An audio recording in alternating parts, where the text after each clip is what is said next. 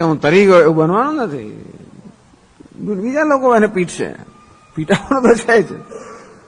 તો ભગવાનથી પીટાવ સારું, દુનિયાથી પીટાવ એના કરતા. ચાલો જે હોય તો, પણ ટૂંકમાં સન્માર્ગસ્ય વર્ણાશ્રમાદિ વ્યવસ્થા લક્ષણશ્રય અશ્રદ્ધાન થયા. આ સન્માર્ગમાં એને શ્રદ્ધા ન હોવાને કારણે નાસ્તિત્વ પ્રતિપદ્યતે. એટલે તો બધું બહુ 16મા અધ્યાયમાં ભગવાને ઘણું વર્ણન કરેલું છે ને આસુરી સંપત્તિનું. જયારે ધર્મ ના હોય ત્યારે અધર્મ તો આવવાનો જ છે. બેવ જ એક હોવાનું છે. ધર્મ ના હોય એટલે પછી વચ્ચેનું ના હોય એવું નહીં. ધર્મનો એટલે અધર્મ હોય જ. અધર્મ તો રાહ જોઈને ઉભેલો જ હોય છે. રાહ જોયેલો જ ઉભેલો હોય છે ને જરાક ધર્મનું બળ ઓછું થયું કે તરત પ્રવેશ કરી જ જાય. એટલે જેના જીવનમાં અધર્મ નથી એના જીવનમાં અધર્મ હોવાનો. અધર્મ આવે એટલે એના મિત્રો આવે, પછી રાવણ કુંભકર્ણ બધા આવવાના, રાગ દ્વેષ આવવાના, કામ ક્રોધ લોભ મોહ આ બધું આવવાનું છે. એમનું સામ્રાજ્ય સ્થપાવાનું, ગુંડાઓનું સામ્રાજ્ય સ્થપાય. કોનું સામ્રાજ્ય સ્થપાય? ધર્મ રાજ્ય ના હોય તો પેલા તૈયાર જ હોય છે બધા. કયા મેલા કઈ દુનિયા છે પેલી અંધારી આલમ ને શું કહે છે બધું, બધા લોકો તૈયાર હોય છે. હિન્દુસ્તાનમાં પોણા ભાગનું રાજ્ય તો એ ચાલે છે અત્યારે. તમને આપણે આપણા છાપામાં તો કઈ ખબર જ નથી પડતી. એ તો ખાલી માર કઈ દુનિયા સમાચારમાં એવું કઈ આપણે ત્યાં હોતું જ નથી. કોઈને ખબર જ નથી કે આપણે ત્યાં શું ચાલી રહ્યું છે. આપણે એમ કે આપણા જેવા ધર્મનિષ્ઠ લોકો દુનિયામાં છે ને, આપણા જેવા પ્રામાણિક કયું છે નહીં, આપણે એમ માનીએ છીએ બધા. અને પણ અમેરિકામાં આવું છે ને, અમેરિકામાં તેવું છે એમાં, કારણ કે એ લોકો ખાલી જાહેર કરે છે. એમના જે પ્રશ્નો છે એ જાહેર કરે છે. આપણો અંદર છુપાવી રાખતો હોય છે. એટલો જ ફેર છે, બીજો કઈ ફેર નથી. જે હોય તો ટૂંકમાં જયારે ધર્મનું રાજ્ય ના સામ્રાજ્ય ના હોય ત્યારે અધર્મનું હોવાનું. અધર્મ પ્રબળ બનવાનો એ જાણે છે. નબળાઈ જાણી ગયો એકવાર એટલે પછી પગ પેસારો કરીને એ રાજ્ય એ પછી એનું સામ્રાજ્ય સ્થપાવાનું. આ રીતે માણસ અસન્નેવ ભવતી. આ પ્રકારે માણસ આસુરી સંપત્તિનો ભોગ બનવા જાય. નાસ્તિત્વ પ્રતિપદ્યતે. એ મનુષ્યત્વ તો ગુમાવી જ બેસે. એમાં પશુ બની જાય, અસુર બની જાય, રાક્ષસ બની જાય. એમ મનુષ્યત્વમાંથી તો એ ચ્યુત થઈ ગયો. એના ગૌરવમાંથી એ ચ્યુત થઈ ગયો. આ બ્રહ્મ પ્રતિપત્યર્થત્વાત્ તસ્ય. કારણ કે આ ન માનવું, કારણ કે બ્રહ્મનો સ્વીકાર કરીએ તો બ્રહ્મને પ્રાપ્ત કરીએ, બ્રહ્મનો સ્વીકાર ન કરીએ તો બ્રહ્મને પ્રાપ્ત ન કરીએ. તેથી આવો માણસ જે છે કેવો છે? બ્રહ્મને ક્યારે પ્રાપ્ત ન કરી શકે. અથવા તો બે પ્રકારના અહીંયા પાઠ છે. બ્રહ્મ પ્રતિપત્યર્થત્વાત્ તસ્ય સન્માર્ગસ્ય. એ સન્માર્ગ જે કેવો છે, ધર્મનો એક માર્ગ એવો છે જે બ્રહ્મ કે ઈશ્વરની પ્રાપ્તિનું સાધન છે. અને જયારે ન હોય ત્યારે ઈશ્વરની પ્રાપ્તિની કોઈ સંભાવના રહેતી નથી. અતઃ નાસ્તિક અસન્ન અસાધુ ઉચ્ચતે લોકે. તેથી લોકોને શું કહે? આ તો અસાધુ છે, દુષ્ટ છે. બધા બહારથી લોકો સલામ ભરતા હોય, પણ અંદરથી શું કહે છે એ મહત્વનું છે. બહારથી સલામ ભરે, અંદરથી ક્યાં પગ ખેંચવાની તૈયારી કરતા હોય પાછા. બહારથી બધા ખરું ચાલે છે. રોજ નાટક જોવામાં આવે છે આજકાલ. પણ એ તો અંદરથી જાણે. અસન અસાધુ મેડમ, બધી જાત જાતની મેડમો ઉભી થઈ છે ને આજકાલ બધા. અસન અસાધુ એટલે જાણે છે બધા કે અંદરથી શું છે બધા જાણતા હોય. બહારથી ભલે ને માન આપતા હોય પણ અંદરથી બધા મેડમ નહીં, બધા સાહેબો પણ બધા એવા એવા જ છે. બસ કઈ છે સાહેબ તો આપણે એવા ટેવાઈ ગયા, નવું છે એટલા વડે. પેલા તો છે જ જાણે, એમાં તો પ્રશ્ન જ નથી. પણ આ પણ છે એટલે એને કોઈ જાતિનો સંબંધ નથી. હવે ખબર પડી. પણ જે હોય તે અસન નાસ્તિક અસન અસાધુ ઉચ્ચતે. એ લોકો અસાધુ, અસન અર્થાત અસાધુ, સદ એટલે સાધુ, અસન્નેવ સભવતી એટલે અસાધુ બની જાય છે. તો જો જીવનમાં સત હોય તો આપણે સત કે સાધુ બનીએ, જીવનમાં સત ના હોય તો આપણે અસત અર્થાત અસાધુ બનીએ.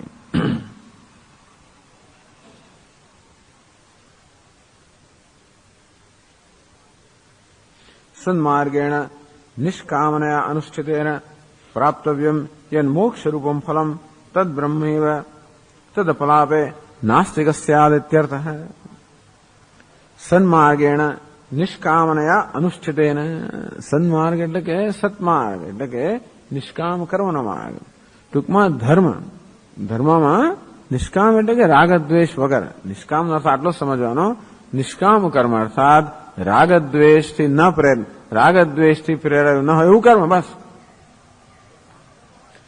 બીજું કામના તો હોય પણ રાગદ્વેષ ના હોય. દુનિયાનું ભલું કરવાની કામ ના રહી હોય, ઈશ્વરની સેવા કરવાની કામ ના હોય કે ભગવાનને પ્રસન્ન કરવાની કામ ના હોય, પછી રાગદ્વેષ નથી. નિષ્કામ કર્મ એટલે વ્યક્તિગત રાગદ્વેષ રહિત થયેલું કર્મ. તેન પ્રાપ્તવ્યમ મોક્ષ રૂપમ ફલમ. એનાથી મોક્ષ રૂપ ફળ પ્રાપ્ત થાય. એ કયું છે? એનું નામ જ બ્રહ્મ. એ જે તદ અપરાપે, એ બ્રહ્મનો જે સ્વીકાર કરવામાં ના આવે ત્યારે બ્રહ્મની પ્રાપ્તિના માર્ગનો સ્વીકાર કરવામાં ના આવે, અને તો નિષ્કામ કર્મનો માર્ગ સ્વીકારવામાં ના આવે, ધર્મનો માર્ગ સ્વીકારવામાં ના આવે, તો ધર્મનો માર્ગ હોવાનો જ. એટલે અકારણે પ્રત્યવાય કહ્યું છે શાસ્ત્રમાં કે જેને જેનો ધર્મ નથી એને પાપ લાગે છે. જે ધર્મનું આચરણ કરતો નથી એ પાપી છે, એને પાપ લાગે છે. પ્રશ્ન કરે કે ભાઈ આ ધર્મનું આચરણ ન કરે એટલે એને પાપ શેનું લાગે? ખરાબ આચરણ કરે તો પાપ લાગે. ધર્મનું આચરણ ન એટલે ધર્મનું આચરણ કરવાનો જ, કશુંક તો આચરણ કરવાનો જ માણસ. અને અંદરથી દબાણ બળ જબરીથી આચરણ કરાવવામાં આવે છે. એમાં ધર્મ ના હોય તો અધર્મ હોવાનો જ. તદ અપલાપે નાસ્તિક સ્યાદ. અને તેથી આ માણસ નાસ્તિક બની ગયો. નાસ્તિક એટલે ઈશ્વરના અસ્તિત્વનો સ્વીકાર ન કરનાર આપણે નાસ્તિક કહીએ. સહ અસન્ન અસાધુ. જો ઈશ્વરનો સ્વીકાર ન કરનારા ઘણા લોકો ધર્મનું આચરણ કરતા હોય છે, એમને ઈશ્વરનો સ્વીકાર ન કરવા બીજી કઈ તકલીફ હોય છે બધાને, કઈ નહીં. આ બધી માનસિક તકલીફો જ છે, એક અથવા બીજા પ્રકારની. ઈશ્વરનો કે ધર્મનો સ્વીકાર ન કરવો એનો અર્થ કે સાયકોલોજીકલ પ્રોબ્લેમ, કશોક પ્રોબ્લેમ હોય જ છે માનસિક. ઘણા બુદ્ધિમાન લોકો ઈશ્વરનો સ્વીકાર ન કરવામાં ગૌરવ સમજતા હોય છે, છતાં એમને વ્યક્તિગત જીવનો જીવાય તો ઘણી વાર બનતું હોય છે કે એ લોકો ઘણું પ્રામાણિક કે સંનિષ્ઠ જીવન જીવતા હોય છે. એનો અર્થ એ થયો કે એ લોકો ઈશ્વરનો સ્વીકાર કરે છે. એ કદાચ જે પ્રચલિત ઈશ્વરનો સ્વીકાર ન કરતા હોય એમનો બહુ વિરોધ હોય છે આ બધી ધર્મ માટે. ધર્મની માન્યતાઓને કારણે લોકો જે ગેરમાર્ગે દોરવાતા હોય બધાને કારણે એવો વિરોધ થતો હોય કે એનો એ લોકો તિરસ્કાર કરતા હોય છે. પણ છતાં એ જીવનમાં પ્રામાણિકતા વગર બતાવે છે કે એ લોકો કોઈક તો ઈશ્વરને સ્વીકારે છે. ઈશ્વરનો સ્વીકારનો અર્થ નહીં કે અમુક રૂપમાં કે અમુક નામમાં કે અમુક પ્રથામાં કે અમુક ધર્મમાં કે અમુક સંપ્રદાયનો સ્વીકાર કરો, એવું આપણે નથી કહેતા. તો વધારે સારું, એવો સ્વીકાર હોય તો સારું. પણ કદાચનો સંપ્રદાયનો સ્વીકાર ન હોય તો પણ ઈશ્વરનો સ્વીકાર હોઈ શકે. કદાચ કોઈક વિશેષ રૂપનો કે વિશેષ નામનો કે વિશેષ સિદ્ધાંતનો સ્વીકાર ન હોય, કે કોઈ પણ સિદ્ધાંત એનો સંતોષ ન હોય એવું બની શકે. જીવનમાં કોઈ સિદ્ધાંત એનો સંતોષ નથી એવું બની શકે. પણ છતાંય જીવનમાં એમનો પોતાનો એક સિદ્ધાંત હોય, ચાલો. અને એ રીતે કોઈક રીતે ઈશ્વરનો કે સત્યનો સ્વીકાર હોય કે પ્રામાણિકતાનો સ્વીકાર તો પણ ચાલે. એ પણ ધીમે ધીમે એને ઉન્નતિ કરાવવાનો. પણ આપણે જયારે કહીએ કે ઈશ્વરનો સ્વીકાર નથી એટલે આવો કશો સ્વીકાર નથી. કોઈ સંપ્રદાયનો સ્વીકાર તો ન જ કરે, કોઈ શાસ્ત્રનો સ્વીકાર તો ન જ કરે, પણ જીવનમાં પણ ઈશ્વરનું કોઈ પ્રકારનું પ્રતિબિંબ દેખાય જ નહીં તમને. આમ ભગવાન હોય તો આપણે ઈશ્વર ભીરુ હોઈએ ને. ગોડ ફિયરિંગ એટલે ઈશ્વર ભીરુ. ઈશ્વરથી ડરીને ચાલનારો. ઈશ્વરથી ડરીને ક્યારે ચાલે? આપણે જયારે કહીએ કે ઈશ્વર છે, કર્માધ્યક્ષ, સર્વનો અધ્યક્ષ છે, કર્મફલદાતા, આ બધું હોય તો ઈશ્વર ભીરુ હોઈએ. પણ ધર્મ પુણ્ય શું ને પાપ શું વળે? કોણે જેવું છે? સ્વર્ગ શું ને નરક શું? અને તો ઈશ્વર ભીરુતા ન હોય તો ત્યાં સ્વચ્છંદતા હોવાની. અને તેથી અસાધુ ઇતિ ઉચ્યતે લોકે.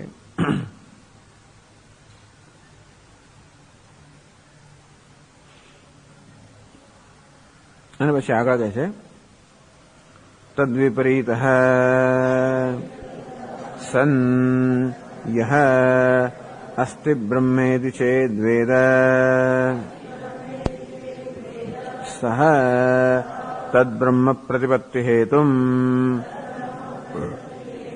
સન્માર્ગમ વર્ણાશ્રમાદિ વ્યવસ્થા લક્ષણમ શ્રદ્ધાનતયા યથાવત પ્રતિપદ્યતે યસ્માત તતઃ તસ્માત સંતમ સાધુમાર્ગસ્થમ એનમ વિદુઃ સાધવઃ તદ વિપરીત, એનાથી ઉલટો. પેલો નાસ્તિક છે એનાથી વિપરીત, અર્થાત એનાથી વિરુદ્ધ કે ઉલટો. વિપરીત સન એ અસ્તિ બ્રહ્મેદ ચેદ વેદ, બ્રહ્મ છે એ પ્રકારનો જીવનમાં જ સ્વીકાર છે. એટલે માત્ર કહેવું એવું નહીં, બ્રહ્મ ઈશ્વરને માનવું એટલે ખાલી કહીને બેસી રહ્યું એવું નહીં. ઈશ્વરે માનવું એટલે ઈશ્વરનું જીવનમાં સ્થાન એટલું ચાલશે. જો કે એટલું શરૂઆત ત્યાંથી થાય તો છે કે ઈશ્વર માનવું છે એટલું કહ્યું એ પહેલું પગથિયું છે. તો કોઈક દિવસ એને યાદ આવશે, કોઈક દિવસ પેલી વાર્તાઓ આવતી હોય છે ને આમ કે પેલો દીકરો, માતા મરી ગઈ, દીકરાને માટે માતા માટે બહુ પ્રેમ ને બહુ આદર ને બહુ માન હતું. મને હું શું કરીશ તારા, કઈ નહીં, આ માદળી બેટા આપું તને બાંધી રાખજે, તને જયારે તકલીફ પડે ત્યારે તો ખોલજે. ભૂલી ગયો હતો. 25-50 વર્ષ પછી કે મહાન તકલીફમાં આવ્યો ત્યારે પછી માદળું ખોલું ત્યારે હો, પછી એવું વાક્યમાંથી મળે કે એનું આખું જીવન બદલાઈ જાય. આપઘાત કરવા તૈયાર થઈ ગયો, એટલો બધો નિરાશ થઈ ગયો, નાસીપાસ સીધો નદીમાં પેલા બ્રિજ પર ચડ્યો ને પડવાની તૈયારી. તો યાદ હોય કે ભાઈ મારી માતાએ પેલું માદળિયું આપે, જે અત્યારે જયારે ખોલીને જોવું તો ખરો, ખોલીને જોયું, ધીસ શેલ ઓલ્સો પાસ, આ જતું રહેશે, હું આ પણ જતું રહેશે. આખું જીવન એનું બદલાઈ ગયું. એટલે એવું કશું ખોય અંદર બીજ રૂપે. તો આજે તો આવતીકાલે એને યાદ આવશે ખરું, ક્યારેક સાંભળ્યું હોય તો ક્યારેક કોઈ સુન્યું, હા સ્વામીજી કહેતા હતા ખરા, ગીતામાં હતું, હું બાલ વિવાહનો જતો ત્યારે અમે સાંભળેલું ખરું, આવું કહેતા હતા ખરા. કંઈક બીજ રૂપમાં રહેલું હોય તો ક્યારેક ક્યારેક એમાંથી અંકુર ફૂટવાનો. એટલે એવા બીજ રૂપમાં પણ ઈશ્વરનો સ્વીકાર હશે તો ક્યારેક એ અંકુરના રૂપમાં દેખા દેવાનો ખરો. પણ આપણે જયારે એમ કહીએ કે ઈશ્વરનો સ્વીકાર છે, એનો અર્થ એ થયો કે આપણા જીવનમાં ઈશ્વર હોવો જોઈએ. એટલે કે ગોડ ફિયરિંગ, ઈશ્વર ભીરું, ટૂંકમાં ભગવાનને સામે રાખીને જીવન જીવીએ. આ તો ઈશ્વર છે એમ કહ્યા પછી એનો કોઈ મારા જીવનમાં આદર હોય જ નહીં. એને કોઈ આદેશનું પાલન ના કરતો હોવ, કોઈ ધર્મનું પણ સ્થાન ના હોય તો પછી ઈશ્વર છે કહ્યું ન કહેવા બરોબર જ છે. ઈશ્વર છે એમ કેવું અર્થાત જીવનમાં ઈશ્વરને પ્રાપ્ત કરવાનો માર્ગ જે ધર્મ છે એ ધર્મનું પાલન હોવું. તદ વિપરીત સન યહ અસ્તિ બ્રહ્મેદ ચેદ વેદ, બ્રહ્મ છે એવી જ એની માન્યતા છે, એવું જ એનો નિશ્ચય છે. સહ તદ બ્રહ્મ પ્રતિપત્તિ હેતુ સન્માર્ગમ વર્ણાશ્રમાદિ વ્યવસ્થા લક્ષણમ. આ તો વર્ણાશ્રમના વ્યવસ્થાપક છે ને, બરાબર. એટલા માટે એટલે વૈદિક જે વેદની અંદર શ્રદ્ધા ધરાવનારા શબ્દ માટે ધર્મ એટલે વર્ણાશ્રમાદિ વ્યવસ્થા લક્ષણ ધર્મ. વર્ણ અને આશ્રમની વ્યવસ્થાનું અનુસરણ કરવું નામ ધર્મ, અથવા ધર્મ એટલે સન્માર્ગ. આપણે જેને પણ ધર્મ માનતા હોઈએ સન્માર્ગ, જીવનમાં સત્ય, અહિંસા, પ્રામાણિકતા આ પ્રકારના મૂલ્યો હોવા એનું આપણે ધર્મ કહીશું. જીવનમાં એક પ્રકારની સભાનતા હોય, જીવનમાં ફરજની કર્તવ્યની એક લાગણી હોય, સભાનતા હોય, પોતાના પર જે ઉપકાર થઈ રહ્યો છે એની સભાનતા હોય, એ ઉપકારનો બદલો વાળવા માટેની પણ એક તૈયારી હોય. એટલે કૃતજ્ઞતા હોય, જો કૃતજ્ઞતાની પણ કૃતજ્ઞતા હોય, બસ તોય બહુ છે. જો કૃતજ્ઞતા હશે તોય ઘણું છે. આપણે જે ઉપકાર પ્રાપ્ત કર્યો છે ને જે ઉપકાર પ્રાપ્ત કરી રહ્યા છે એને માટેની કૃતજ્ઞતા હશે તોય ધર્મ હશે જીવનમાં. તદ બ્રહ્મ પ્રતિપત્તિ હેતુ આ વર્ણાશ્રમાદી વ્યવસ્થા પણ એ ધર્મ છે, એટલે મોક્ષનું સાધન છે. અર્થ એ કામનું સાધન છે અને ધર્મ એ મોક્ષનું સાધન છે. શ્રદ્ધાનતયા યથાવત પ્રતિપદ્યતે, અત્યંત શ્રદ્ધાપૂર્વક ઈશ્વરને જોયો તો નથી છતાં પણ એમાં શ્રદ્ધા છે. આ ધર્મથી ઈશ્વર પ્રાપ્ત થશે એ જે અનુભવ્યું નથી પણ એમાં શ્રદ્ધા છે. આશા જે વર્તમાનમાં અનુભવનો વિષય નથી અને છતાં પણ શ્રદ્ધા છે કે અહીં જે કહેવામાં આવ્યું છે એ યોગ્ય છે, સાચું છે. શ્રદ્ધાનતયા યથાવત પ્રતિપદ્યતે યસ્મા તતઃ, તે કારણથી એનમ સંતમ વિદુઃ, સંતમ સાધુ માર્ગસ્થમ એનમ વિદુઃ સાધવ. બીજા સાધુ એને સાધુ કહે. સાધુ માર્ગસ્થમ, કે સાધુ માર્ગ પર રહેલો છે, સન્માર્ગ પર રહેલો છે, કારણ કે એનું કલ્યાણ થવાનું છે. ભાવિ કલ્યાણને ધ્યાનમાં રાખીને અત્યારથી એને સંત કહે છે.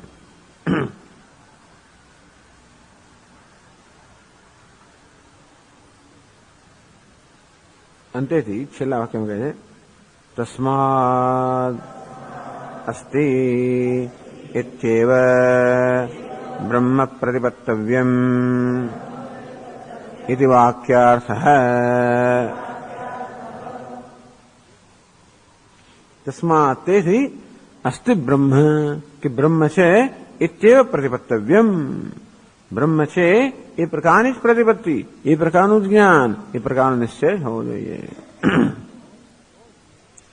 અંતો તો જ અસ્તિત્વોપલબ્ધવ્ય તત્વભાવેન ચોભયો અસ્તિત્વોપલબ્ધસ્ય તત્વભાવ પ્રસિદ્ધતિ. અસ્તિત્વોપલબ્ધવ્ય, આત્મા છે એ પ્રકારે પહેલાનું જ્ઞાન થવું જોઈએ. તત્વભાવેન ચ, ભલા આત્મા છે એ પ્રકારે જ્ઞાન થવું જોઈએ. તત્વભાવેન ચ, અને પછી આત્મા જેવો છે એવું યથાર્થ જ્ઞાન થવું જોઈએ, કે આત્મા શું એવું જ્ઞાન થવું જોઈએ. પેલા બ્રહ્મ છે એવું જ્ઞાન થવું જોઈએ, અને પછી બ્રહ્મ છું એ બ્રહ્મનું યથાર્થ સ્વરૂપ છે. બ્રહ્મને આત્મ સ્વરૂપે જાણવું એટલે બ્રહ્મનું યથાર્થ જ્ઞાન. તત્વભાવેન, તો પેલા બ્રહ્મ છે એ પ્રકારે જાણવું જોઈએ, અને પછી એ બ્રહ્મ આત્મા છે એ પ્રકારનું જ્ઞાન થવું જોઈએ. ઉભયો અસ્તિત્વોપલબ્ધસ્ય, આ બંનેમાં અસ્થિ કે બ્રહ્મ છે એ પ્રકારની ઉપલબ્ધિ કે એ પ્રકારનું અનુભવ કે જ્ઞાન જેને છે, તત્વભાવ પ્રસિદ્ધતિ, એને બ્રહ્મ આત્મ સ્વરૂપે ધીમે ધીમે અનુગ્રહ કરે છે. બ્રહ્મનો ઈશ્વરનો સ્વીકાર જે છે ધીમે ધીમે ધીમે ઈશ્વરનું આત્મતયા જ્ઞાન થાય છે. આવું કઠોપનિષદમાં પણ કહેવામાં આવ્યું. અંતેથી અસ્તિ બ્રહ્મ ఇది ప్రతిపత్తివం ఇది వాక్యార్థ. તો બ્રહ્મ છે. અસ્થિતિ બ્રોધોન્યત્ર કથમ તદુપલભ્યતે. અસ્થિ છે એના કરતા બીજું વિપરીત કહેતો હોય એને કેમ પ્રાપ્ત થઈ શકે? ન પ્રાપ્ત થઈ શકે. ટૂંકમાં આપણું જીવન ઈશ્વરના આવિર્ભાવ માટે છે. આપણામાં રહેલું જે ઉત્કૃષ્ટ તત્વ છે એના આવિર્ભાવ માટે છે. તત્વમસી, તું બ્રહ્મ છે, અર્થાત તું તારામાં પેલું ઉત્કૃષ્ટ તત્વ રહેલું છે. પેલો દેવ તારામાં રહેલો છે, અને મનુષ્ય જીવન શેના માટે છે? એ દેવના આવિર્ભાવ માટે. એને વડે શાસ્ત્ર માર્ગ આપે છે, ધર્મ માર્ગ, ધર્મનું આચરણ, અને છેવટે જ્ઞાન માર્ગનું આચરણ. અંતો આપણામાં જે દૈવી તત્વ છે એનો આવિર્ભાવ થાય. અને એમ ન થાય તો જીવન વ્યર્થ જાય. તો જે હેતુથી આ મનુષ્ય દેહ પ્રાપ્ત કરવામાં આવ્યો છે એ હેતુ સિદ્ધ ન થાય અને આ જીવન વ્યર્થ થાય. એટલે કહ્યું તસ્માત અસ્તિ તેવ બ્રહ્મ પ્રતિપત્તવ્યમ. બ્રહ્મ છે, પરમાત્મા છે, એ રીતે જ જીવનમાં બ્રહ્મ છે, પરમાત્મા છે, એ જ આપણા જીવન માટેનું એક માર્ગદર્શક હોવું જોઈએ. એટલે જીવન જીવવા માટેનું એ જ એક આપણા માટેનો માપદંડ કે માર્ગદર્શક કે માર્ગ હોવો જોઈએ.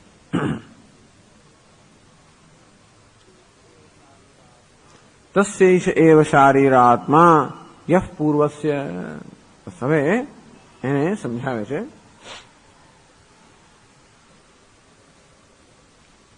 તસ્ય પૂર્વસ્ય વિજ્ઞાનમયસ્ય એષઃ એવ શરીરે વિજ્ઞાનમયે ભવઃ શારીર આત્મા કોસૌ ય એષ આનંદમયઃ તસ્ય એષ એવ શારીરાત્મા યહ પૂર્વસ્ય. તસ્ય પૂર્વસ્ય, આ તસ્ય ને પૂર્વસ્ય સાથે જોડવાનું. તસ્ય પૂર્વસ્ય, તે જે પહેલાનો છે, વિજ્ઞાનમય, જે વિજ્ઞાનમય, એષ એવ શારીરાત્મા. એષ એટલે કે આનંદમય શારીરાત્મા. શરીરમાં એટલે કે વિજ્ઞાનમાં રહેલો આ આનંદમય આત્મા છે. આવું આ પ્રકારની એક આખી તો કે વૃત્તિકારે જે વ્યાખ્યા કરી છે, ભાષ્યકારે વ્યાખ્યા સ્વીકારી છે, અને પહેલાની સાથે જોડે છે. નહીતર તો તસ્ય એષ એવ શારીરાત્મા યહ પૂર્વસ્ય, એશ આ સત્યમ જ્ઞાનાનંદમ બ્રહ્મ જ એનો આત્મા છે. પૂર્વ એટલે જે આનંદમય છે એનું આત્મા સત્યમ જ્ઞાનાનંદમ એ બ્રહ્મ એ જ આનંદમયનો આત્મા છે એમ કહી શકાય. પરંતુ વારંવાર દરેક કોષમાં વસ્તુ કહેવામાં આવી છે માટે આવું અર્થઘટન કર્યું કે પહેલું અર્થ જે વિજ્ઞાનમય છે એનો જે આનંદમય આત્મા છે. છતાં પણ આનંદમય એ આ વાક્યનો અર્થ વિષય નથી. પાછો મુશ્કેલી એ છે ને, અસન્નેવ સભવતી અસદ બ્રહ્મેતિ વેદ ચેત અસ્થિ બ્રહ્મેતિ ચેદ વેદ સંતમેનમ તતો વિદુ ઇતિ. આ જે મંત્ર છે એનો વિષય કયો? આનંદમય નથી. એનો વિષય કયો છે? બ્રહ્મ. અસ્થિ બ્રહ્મેતિ વેદ ચેત એટલે બ્રહ્મ આ વિષયનો આ વાક્યનો વિષય છે. આનંદમય આ વાક્યનો વિષય નથી. એટલે એનું પછીનું વાક્ય તસ્વીશ એવ શારીરાત્મા યહ પૂર્વસ્ય એનો વિષય આનંદમય છે. એટલે બરોબર બેસતું તો નથી, પણ એ સિવાય બીજો કોઈ ઉપાય નથી. એટલે વૃત્તિકારે કહ્યું કે અસન્નેવ સભવતી એનો વિષય પણ આનંદમય છે. વૃત્તિકારે કહ્યું કારણ કે તસ્ય પૂર્વસ્ય એશ શારીરાત્મા એનો અર્થ એવી રીતે કર્યો. પૂર્વ એટલે કે વિજ્ઞાનમયનો છે એવો અર્થ કરીએ તો પછી તસ્યૈષ એવ શારીરાત્મા યહ પૂર્વસ્ય એનો વિષય આનંદમય બને. અંતો પછી વચ્ચે વળી અસન્નેવ સભવતી એનો વિષય બ્રહ્મ બને એ જરા થોડું અસંગત લાગે છે. એટલે જ બીજા ટીકાકારો કહે છે કે આ પ્રકારનો અર્થાનો કરવાની જરૂર નથી. તસ્યૈષ એવ શારીરાત્મા એનો વિષય પણ હંમેશા દરેક પર્યાયમાં આ વાક્ય કહેવામાં આવ્યું છે. દરેક વખતે એનો એશ આત્મા એટલે કે આ પરમાત્મા સત્યમ જ્ઞાન અનંતમ બ્રહ્મ એ જ એનો વિષય માનવો જોઈએ તો બરાબર છે. પણ શંકરાચાર્ય અહીં આગળ જે પ્રકારે વ્યાખ્યા કરી એ પ્રકારે જ વ્યાખ્યા આ તસ્યૈષ એવ શારીરાત્માની કરે છે કે એ આનંદમય એ વિજ્ઞાનમયનો આત્મા છે. પણ આ અસન્નેવ સભવતી એ મંત્રનો વિષય વિજ્ઞાનમય નથી, બ્રહ્મ. બ્રહ્મ પુચ્છમ પ્રતિષ્ઠા એ જે પુચ્છ પ્રતિષ્ઠા કહેવામાં આવ્યું એ બ્રહ્મ એ આનો વિષય છે, પણ આનંદમયનો વિષય નથી. કારણ કે આ વાક્યમાં શું કહેવામાં આવ્યું? આ બ્રહ્મ કેવું છે? જેના નાસ્તિત્વની શંકા છે. અહીં જે બ્રહ્મ કહેવામાં આવ્યું અસન્નેવ સભવતી અસદ બ્રહ્મેતિ વેદ ચેદ જે બ્રહ્મ નથી એ પ્રકારનું જ્ઞાન ધરાવતો હોય, અર્થાત આયું બ્રહ્મ છે જેના નાસ્તિત્વની શંકા છે. એટલે શંકરાચાર્ય ફરી કહે છે કે અસન્નેવ સભવતી એનો વિષય બ્રહ્મ જ છે. કારણ કે બ્રહ્મના નાસ્તિત્વની શંકા હોઈ શકે, વિજ્ઞાનમય નથી એના નાસ્તિત્વની શંકા ન હોય એ આગળ કહે છે. આગળ એકવાર કહી ગયા છતાં વળી પાછો આ વ્યાખ્યાનો સમય આવ્યો ત્યારે ફરી કહે છે તમ પ્રતિ નાસ્તિ આશંકા નાસ્તિત્વે તમ પ્રતિ તમ આનંદમયમ પ્રતિ નાસ્તિત્વે આશંકા નાસ્તિ. આગળ કહ્યું તે પ્રમાણે આનંદમય આત્મા એ તો અવયવવાળો છે. પ્રિય મોદ પ્રમોદ. પ્રિય જેનું મસ્તક છે, મોદની ડાબી પાંખ છે, પ્રમોદની ડાબી પાંખ છે. તો આવા અવયવવાળો વૃત્તિવાળો જે આનંદમય છે એ તો બધા અનુભવનો વિષય છે. અને તેથી એવી વૃત્તિઓના સ્વરૂપનો એવા અવયવો ધરાવનારો જે આપણા પ્રત્યક્ષ અનુભવનો વિષય છે એ આનંદમય આત્મા નથી એવી શંકા કોને જન્મે નહીં. એટલે આ મંત્રનો વિષય જે બ્રહ્મ છે કેવું બ્રહ્મ છે? જેના નાસ્તિત્વની શંકા છે. અને એ નાસ્તિત્વ શંકા ત્યારે જ હોય જ્યારે આપણા વ્યવહારનો વિષય ન હોય ત્યારે. એ જ કહે છે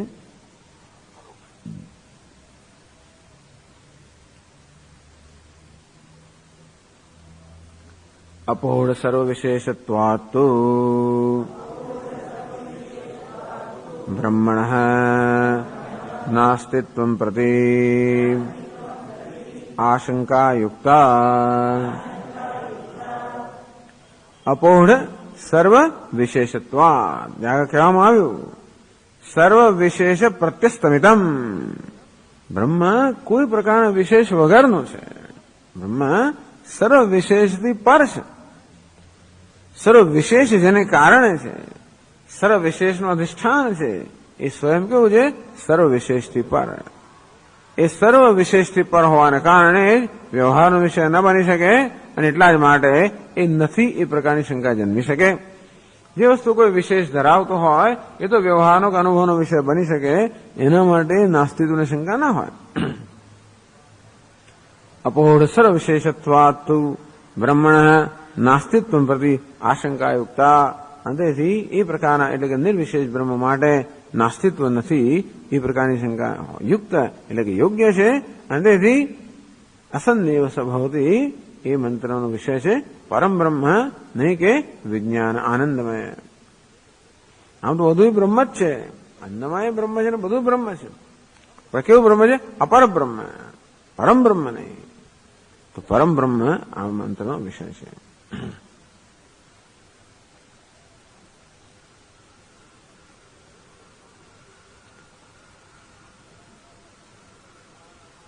નनु બ્રહ્મણી સર્વ વ્યવહાર અપોહ અસિદ્ધ વિદ્વદ વ્યવહાર વિષયત્વાદ.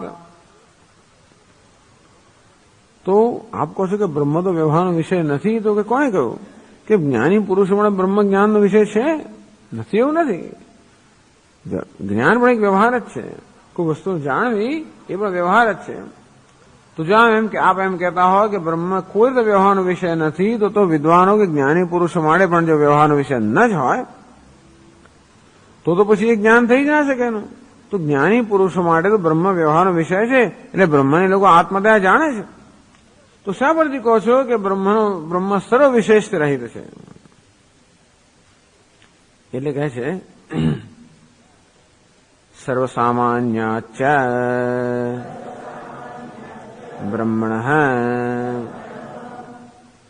બ્રહ્મણ સર્વસામાન્યાચ બ્રહ્મણ સર્વજીવ સાધારણત્વાદ સર્વાન પ્રતિ તસ્ય વ્યવહારિત્વમ સ્યાત ન ચેદસ્તિ. તો કે આ શંકા કોને માટે છે? અવિદ્વાન આવી શંકા છે.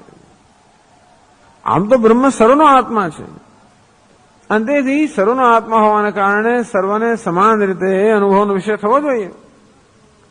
છતાં માત્ર જ્ઞાની પુરુષના જ અનુભવનો વિષય થાય છે, બીજા અનુભવનો વિષય થતો નથી, એટલે પણ શંકા જન્મી શકે.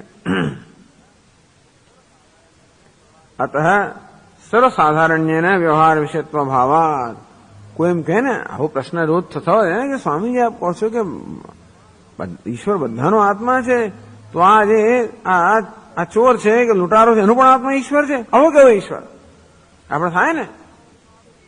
તો કોઈ રામકૃષ્ણ પરમહંસનો આત્મા ઈશ્વર આપણે માનવા તૈયાર છે, પરંતુ કોઈ લૂંટારોનો આત્મા ઈશ્વર છે એવું આપણે માનવા તૈયાર નથી થતા ને. સર્વસામાન્ય જ છે. એટલે થાય કે આવો કે આ તો ઈશ્વર ના જ હોય, એટલે ઈશ્વર ન હોવાની શંકા જન્મી શકે.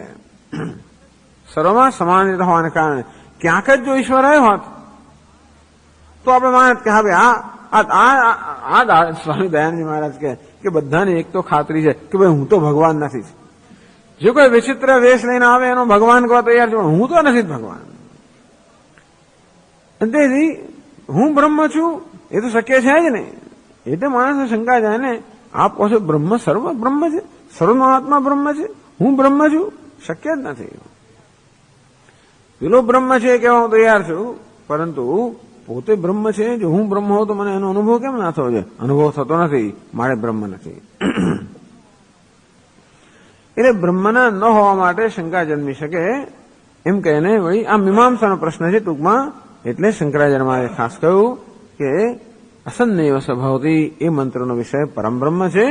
બ્રહ્મ પુચ્છમ પ્રતિષ્ઠા એ જેનો નિર્દેશ કરવામાં આવ્યો એ બ્રહ્મ આ મંત્રનો વિષય છે. આનંદમય આ મંત્રનો વિષય નથી. આ બધી માથાકૂટ થઈ કેમ? બીજા બધા કોષમાં શ્રુતે સ્પષ્ટ કહ્યું તસ્માદ વા એ તસ્માદ અન્યોંતરાત્મા, એના કરતા સૂક્ષ્મ, એના કરતા અંદર બીજો આત્મા છે એવું સીધું કહ્યું હોત. તસ્માદ વા એ તસ્માદ આનંદમયાત અન્યોંતરાત્મા પરમાત્મા એવું કહી દીધું હોત તો વાંધો નહોતો. એવું નથી કહ્યું. એટલા માટે આ બધી ચર્ચાઓ થઈ. પહેલા આવું થતું હોય શાસ્ત્રની અંદર ઘણી વસ્તુ બહુ વિચાર માંગી લેતી હોય છે. આના વિશે પણ ખૂબ આવી ચર્ચા કરવામાં આવી છે કે બ્રહ્મ પુચ્છમ પ્રતિષ્ઠા એ જે કહ્યું એ બ્રહ્મ આ આનંદમય કોષ નહીં, પરંતુ આનંદમય કોષની જે પ્રતિષ્ઠા છે, અધિષ્ઠાન છે, એ બ્રહ્મ આ મંત્રનો વિષય છે. અંતેથી પેલું બ્રહ્મસૂત્ર જે છે આનંદમય અધિકરણ એનો વિષય પણ આ છે. ઉચ્છમ પ્રતિષ્ઠા એ બ્રહ્મ છે, આનંદમય નથી, એવો નિર્ણય ત્યાં પણ કરવામાં આવ્યો છે. એટલે ઘણી વાર આમ થતું હોય છે, બરાબર મચી પડવું પડતું હોય છે. એટલે આપણે જોઈએ શંકરાચાર્ય મહારાજ પણ ત્યાં બ્રહ્મસૂત્રની અંદર પણ ખંડન માટે, કારણ કે કોઈ ગેરસમજ ન થવી જોઈએ. શાસ્ત્રનો જયારે આપણે શાસ્ત્રના શબ્દો પ્રમાણભૂત હોવાના કારણે એ શબ્દોનો યથાયોગ્ય અર્થ એનું તાત્પર્ય બરોબર સમજાવવું જોઈએ, અને એ તાત્પર્ય નિર્ણય માટે આ પ્રકારની ચર્ચાની જરૂર પડે છે.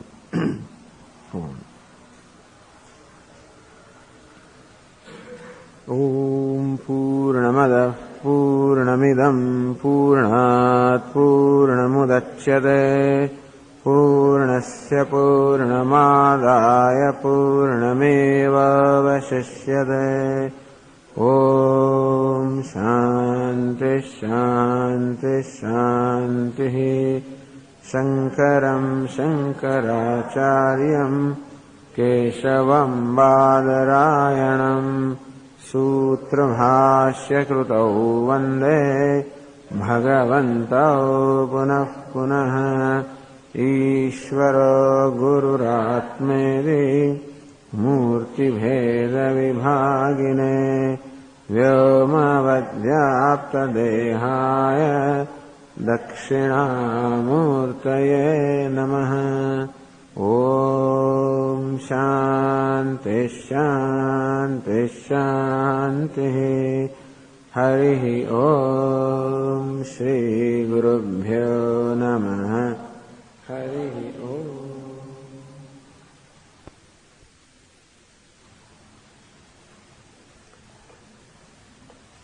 असन्नेव सभवति असद्ब्रह्मेति वेद चेत् अस्ति ब्रह्मेति चेद् वेद संतमेनं ततो विदुरते.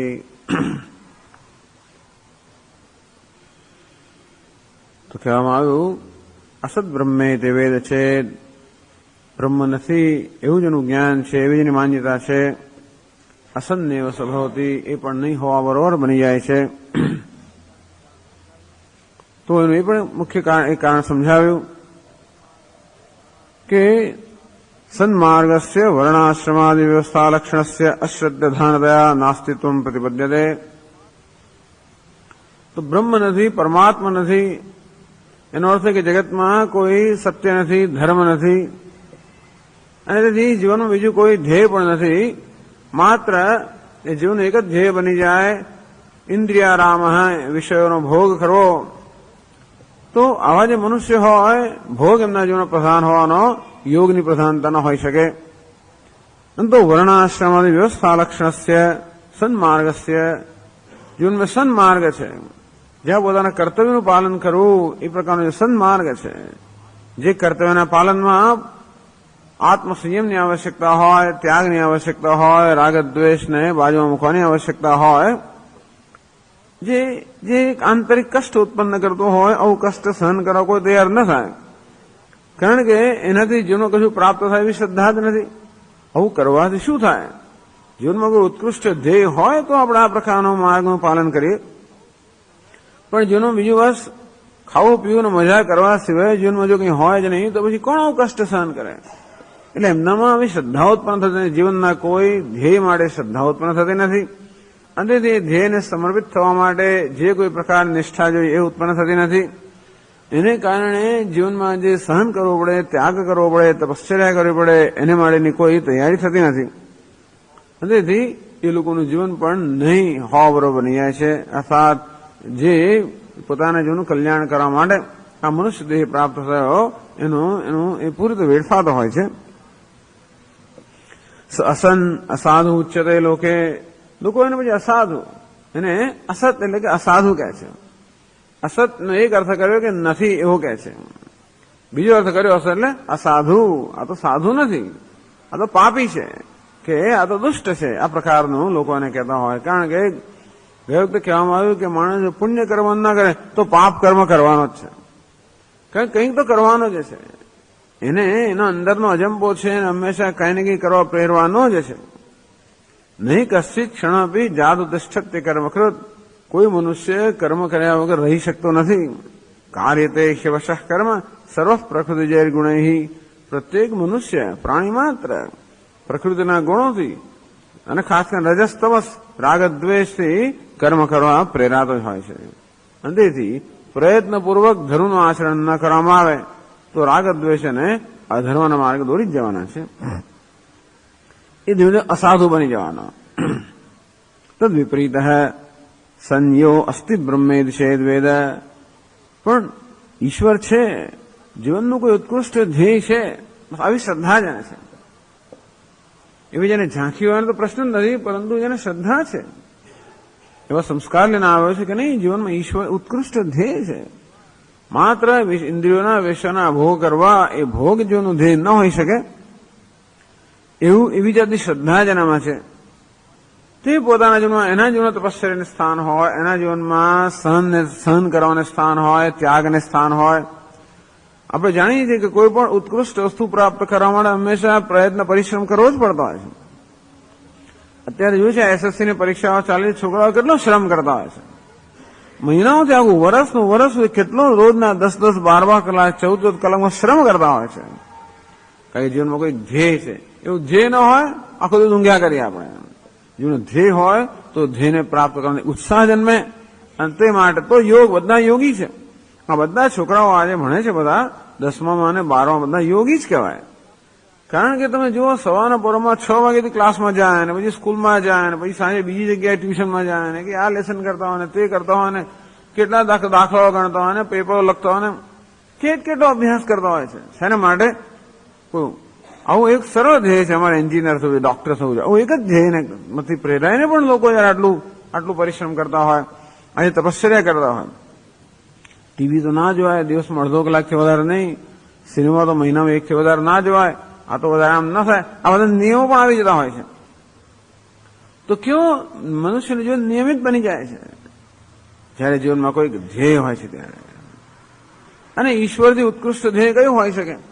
તો જેટલું ઊંચું આપણું ધ્યેય, એટલું નિયમિત આપણું જીવન, એટલા જીવનમાં ત્યાગની શક્યતા વધારે, એટલી જીવનમાં ઉન્નતિ વધારે. એટલે બ્રહ્મ છે, ઈશ્વર છે, પરમાત્મા છે, સર્વનું અધિષ્ઠાન છે. આવી શ્રદ્ધા જેને છે એના જીવનમાં ધર્મ હોવાનો, એના જીવનમાં તપશ્ચર્યા હોવાની. તત બ્રહ્મ પ્રતિપત્તિ હેતુ સન્માર્ગમ વર્ણાશ્રમાદિ વ્યવસ્થા લક્ષણમ શ્રદ્ધાધાનતયા યથાવત પ્રતિપદ્યતે.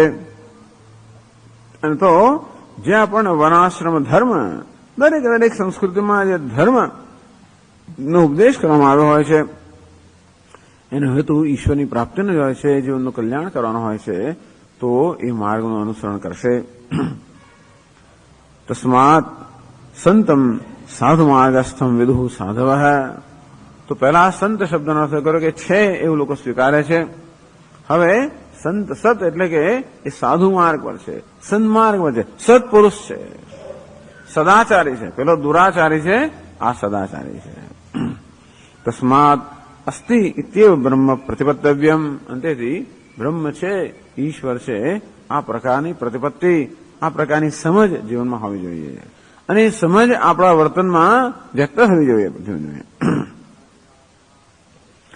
તસ્યૈષ એવ શારીરાત્મા યહ પૂર્વસ્ય. તો આ આનંદમય, પહેલા જે વિજ્ઞાનમય કયો, એનો શરીરમાં રહેલો, વિજ્ઞાનમાં રહેલો આત્મા છે. પછી જે વિભાગ આવે છે એને માટે શંકરાચાર્ય મહારાજ કહે છે, અપહૂઢ સર્વવિશેષત્વાત્ તો બ્રહ્મણ નાસ્તિત્વ પ્રતિ આશંકા યુક્તા. આગળ પણ કહેવામાં આવ્યું, પછી પણ ચર્ચા કરવામાં આવશે કે બ્રહ્મ નિર્વિશેષ હોવાને કારણે એ નથી એવી શંકા કોઈને જન્મી શકે. કોઈ પ્રકારની વિશેષતા હોય તો કોઈ કરતા આપણા ઇન્દ્રિયોને કે મનના જ્ઞાનનો વિષય બની શકે, કંઈક ઝાંખી થઈ શકે, તો એ છે એ પ્રકારની મનમાં શ્રદ્ધા જન્મે. પરંતુ કોઈ પણ રીતે બ્રહ્મ આપણા વ્યવહારનો વિષય બની શકતું નથી. અને તેથી નાસ્તિત્વ પ્રતિ આશંકા યુક્તા, આ બ્રહ્મ નથી એ પ્રકારની શંકા જન્મી શકે, યોગ્ય છે. સર્વસામાન્યાચ બ્રહ્મણ. બ્રહ્મ સર્વસામાન્ય છે, સર્વનો આત્મા છે, સર્વનું અધિષ્ઠાન છે. જો સર્વનું અધિષ્ઠાન હોય, સર્વનો આત્મા હોય, તો પછી સર્વના વ્યવહારનો વિષય બનવો જ જોઈએ ને. પરંતુ એવું નથી, એટલા માટે પણ શંકા જન્મે. એટલે બે રીતે શંકા જન્મી. એક તો એટલા માટે કે બ્રહ્મ નિર્વિશેષ છે, કોઈ પ્રકારના વિશેષ વગરનું છે, તેથી એ એટલે વસ્તુ છે એવું ક્યારે આપણે કહીએ, કશીક વિશેષતા ધરાવતો હોય ત્યારે આપણે છે એમ કહેવા ટેવાયેલા છે. તો બ્રહ્મ કોઈ વિશેષતા ધરાવતો નથી, માટે નથી, એ પ્રકારનો એક નિર્ણય જન્મે. એ ઉપરાંત જે વ્યવહારનો વિષય હોય એ છે એમ કહેવા ટેવાયેલા છે. બ્રહ્મ સર્વસામાન્ય છે, તેથી સર્વ વ્યવહારનો વિષય બનવું જોઈએ, અને છતાં આપણે એવું નથી, તેથી પણ નથી એવી શંકા જન્મી શકે. અને તેથી આ પ્રકારના પ્રશ્નો જન્મે છે. જો હવે આપણે એ એટલા ભાગનું ચેન્ટિંગ કરશું.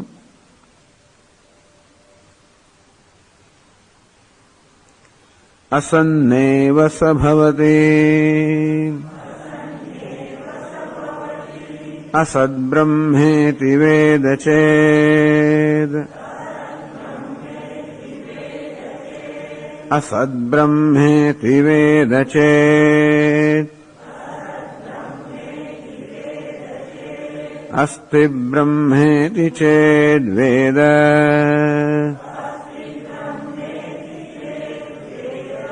સંતમેનંતતો વિદુરિતે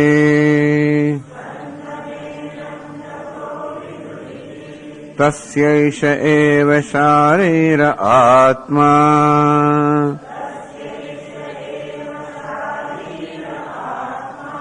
યઃ પૂર્વસ્ય અથાતોનુ પ્રશ્નાઃ ઉતા વિદ્વાનમું લોકં પ્રેત્ય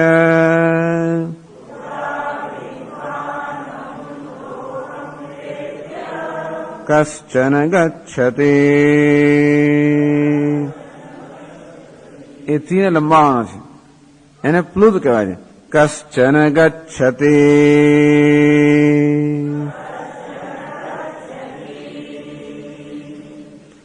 આહો વિદ્વાનમું લોકં પ્રેત્ય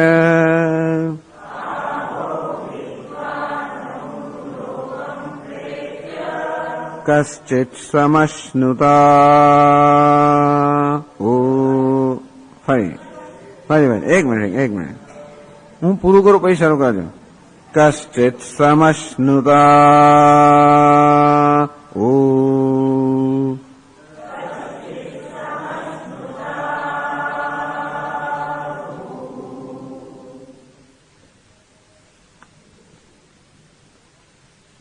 તો એ પ્રશ્ન જન્મે છે.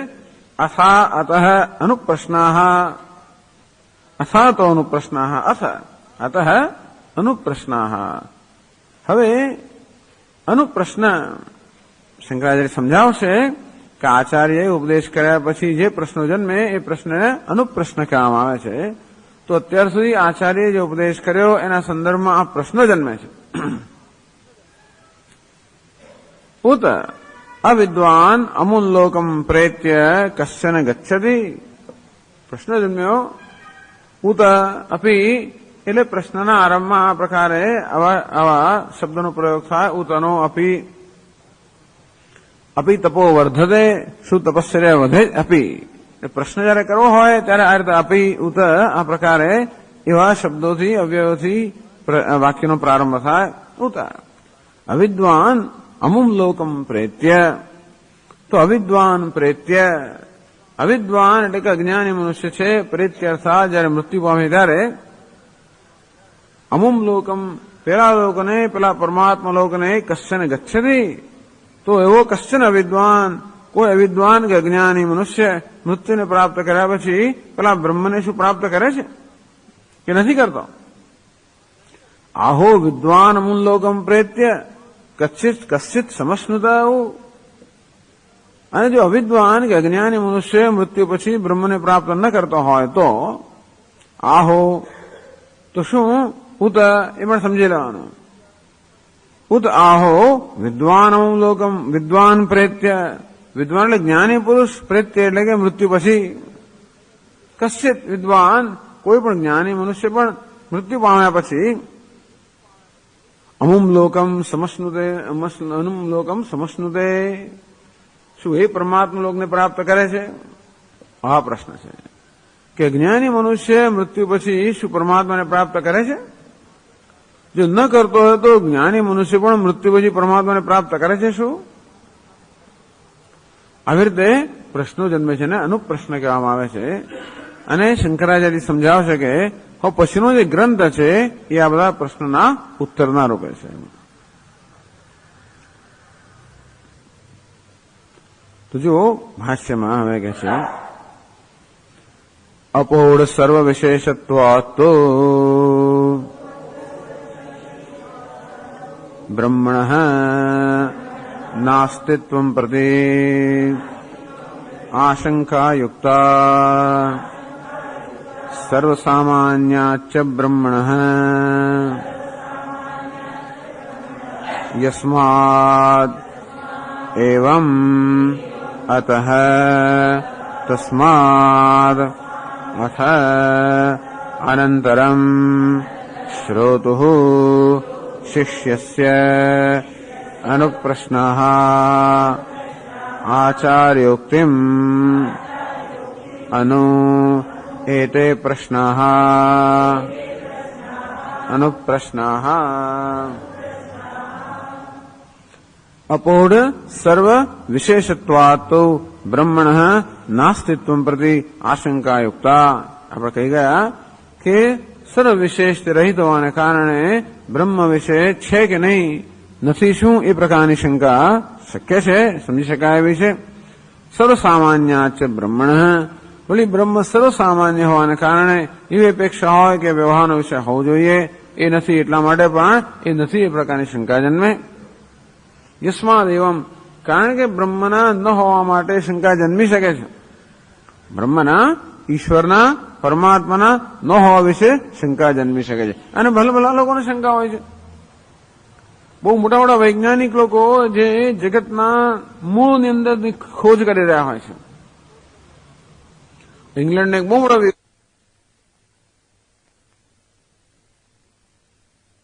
મહાન વિસ્ફોટ જયારે થઈને આ જગતની ઉત્પત્તિ થઈ, તે પહેલા શું હતું એ બધાનું ચિંતન પણ કરેલું છે ને.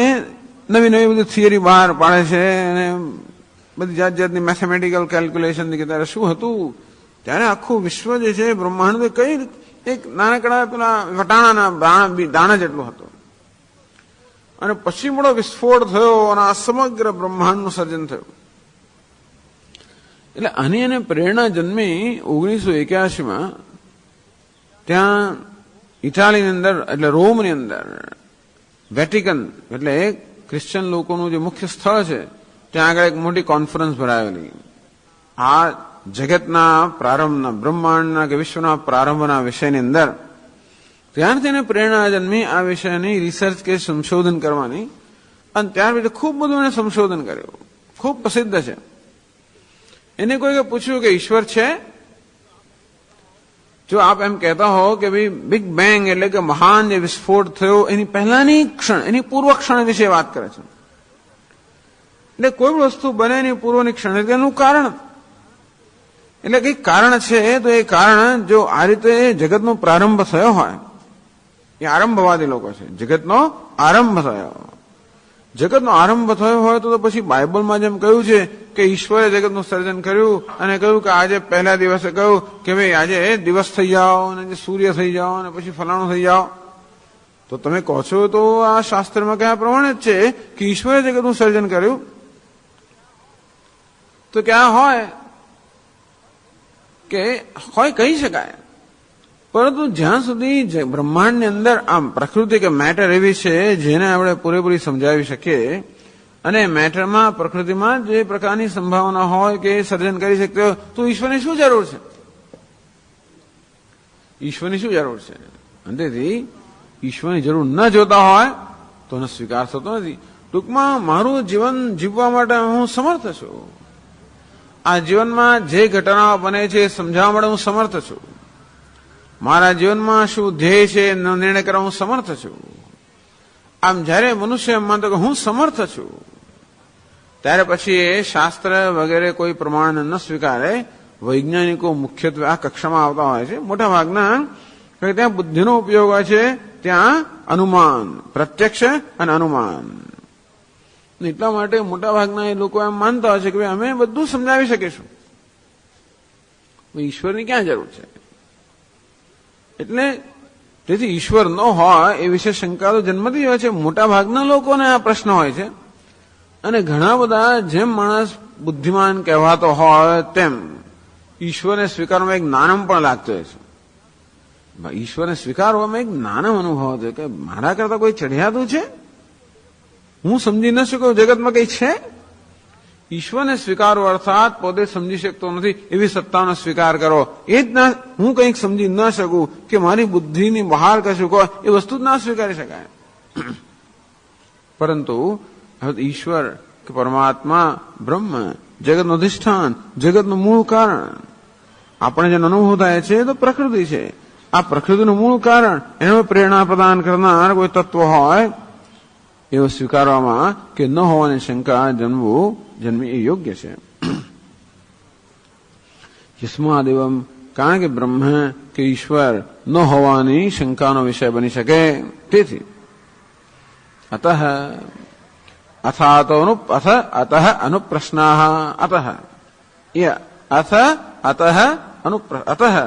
યસ્માદેવમ, કારણ કે બ્રહ્મના ન હોવા વિષયની શંકા જન્મી શકે છે. અતઃ તેથી, તસ્માત, અથ અનંતરમ, અથ એટલે ત્યાર પછી. તો આવી રીતે ગુરુજીએ જયારે ઉપદેશ કરો ત્યાર પછી અથ અનુપ્રશ્નાહ, આ પ્રકારના અનુપ્રશ્ન જન્મ્યા. શ્રોતુ શિષ્યસ્ય અનુપ્રશ્નાહ, આ પ્રશ્ન કોને જન્મ્યા? શ્રોતાને, શિષ્યને પ્રશ્ન જન્મ્યા. અનુ એટલે પશ્ચાત, પછી જન્મેલા પ્રશ્ન. આચાર્યોક્તિમ અનુ, એ પ્રશ્ન અનુપ્રશ્ન. આચાર્યોક્તિમ અનુ, આચાર્યની ઉક્તિ પછી, આચાર્યના ઉપદેશને અનુસરીને જે પ્રશ્નો જન્મ્યા એને અનુપ્રશ્ન કહેવામાં આવે છે.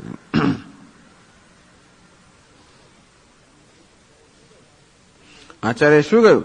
બ્રહ્મવિદ બ્રહ્મ પ્રાપ્નોતિ, બ્રહ્મવિદ આપનોતિ પરમ. બ્રહ્મનો જ્ઞાતા પરમને, અનંતને, ઉત્કૃષ્ટને પ્રાપ્ત કરે છે. વિદ્યા પ્રાપ્યમ છે બ્રહ્મ, વળી બ્રહ્મ કેવું છે? બ્રહ્મવિદ આપનોતિ, બ્રહ્મનો જ્ઞાતા બ્રહ્મને પ્રાપ્ત કરે છે. એટલે બ્રહ્મ એ જાણી શકાય એવો વિષય છે. યો વેદ હિતમ ગુહાયામ પરમે વ્યોમન, જે પોતાની બુદ્ધિ ગુહાના પરમ વ્યોમમાં, એટલે એ શુદ્ધ બુદ્ધિની અંદર જે આત્મ સ્વરૂપ બ્રહ્મને જાણે છે, અર્થાત બ્રહ્મ એ જ્ઞાનનો વિષય છે. પહેલા કહેવામાં આવ્યું કે બ્રહ્મનું જ્ઞાતા પરમને પ્રાપ્ત કરે છે, અને એ રીતે એમ કહેવામાં આવ્યું કે બ્રહ્મ જાણી શકાય, બ્રહ્મ જ્ઞાનનો વિષય છે. વળી કેવું છે? તસ્માદ વાય તસ્માદ આત્મન આકાશ સંભૂત, એ બ્રહ્મ જેને પ્રાપ્ત કરે, જેને જાણીને જ્ઞાની પરમને પ્રાપ્ત કરે છે, એ બ્રહ્મ જેનું સત્યમ જ્ઞાનમ અનંતમ, એ રીતે જેનું લક્ષણ કહેવામાં આવ્યું, એ બ્રહ્મ જે સર્વનો આત્મા છે, એમાંથી આકાશ અને સમગ્ર જગતની ઉત્પત્તિ થઈ, અર્થાત બ્રહ્મ સમગ્ર જગતનું કારણ છે. વળી બ્રહ્મપુચ્છમ પ્રતિષ્ઠા, એ જગતનું કારણ છે. જગત કેવું છે? પંચકોશનું બનેલું છે. અન્નમય, પ્રાણમય, મનોમય, વિજ્ઞાનમય, આનંદમય, આ પંચકોશનું બનેલું જગત બ્રહ્મમાંથી ઉત્પન્ન થયું. બ્રહ્મ એ જગતનું કારણ છે. તે પંચકોશનું અંતરતમ સ્તર કયું છે? એની પ્રતિષ્ઠા કઈ? બ્રહ્મપુચ્છમ પ્રતિષ્ઠા. આ અન્નમયનો આત્મા પ્રાણમય છે, પ્રાણમયનો આત્મા મનોમય છે, મનોમય આત્મા વિજ્ઞાનમય છે, વિજ્ઞાનમયનો આત્મા આનંદમય છે. આનંદમયનો આત્મા કોણ છે? બ્રહ્મ. બ્રહ્મ કેવું છે? સર્વનું આત્મા છે. સર્વાંતરત્વા સર્વાત્મકમ, સર્વનું આત્મા. સર્વાંતરતમમ, એ સર્વથી અંતરતમ, સર્વનો આત્મા છે. આવી રીતે આચાર્ય ઉપદેશ કર્યો કે બ્રહ્મના જ્ઞાનથી પરમની પ્રાપ્તિ થાય છે, બ્રહ્મને આત્મ સ્વરૂપે જાણી શકાય છે, બ્રહ્મ સમગ્ર જગતનું કારણ છે, અને વળી બ્રહ્મ સર્વનું આત્મા છે, સર્વનું સાર તત્વ છે. આ પ્રકારનો ઉપદેશ આચાર્યએ કર્યો. તેથી આ પ્રશ્નો જન્મે. અનુપ્રશ્ન આચાર્યોક્તિ મનુ એતે પ્રશ્ન અનુપ્રશ્ન.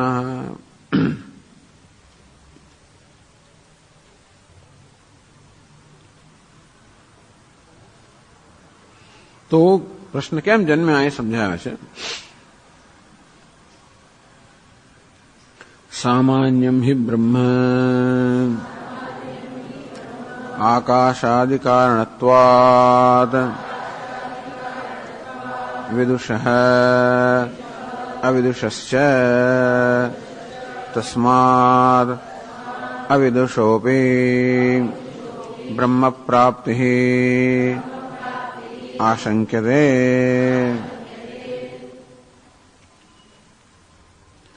અવિદુષઃ અપી બ્રહ્મ પ્રાપ્તિ આશંક્યતે. અવિદુષઃ વિદ્વાનને અજ્ઞાનીને પણ બ્રહ્મની પ્રાપ્તિ થાય.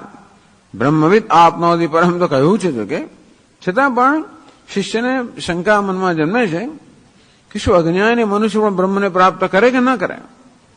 એવી શંકા કેમ જન્મે? સામાન્યમી બ્રહ્મ, સામાન્યમ સમાનમ બ્રહ્મ આકાશાદિ કારણત્વાત વિદુષઃ અવિદુષશ્ચ. બ્રહ્મ તો વિદ્વાન અવિદ્વાન જ્ઞાની ને અજ્ઞાની બંનેનો સમાન રીતે આત્મા છે ને. સમોહમ સર્વભૂતેષુ ન મે દ્વેષ્યોસ્ય ન પ્રિય. ભગવાન કહે છે કે સર્વ સમાન રીતે હું બધાનો આત્મા છું. મને ક્યાંય દ્વેષ કે પક્ષપાત નથી. જગતમાં જે કહે છે સર્વનો હું આત્મા છું.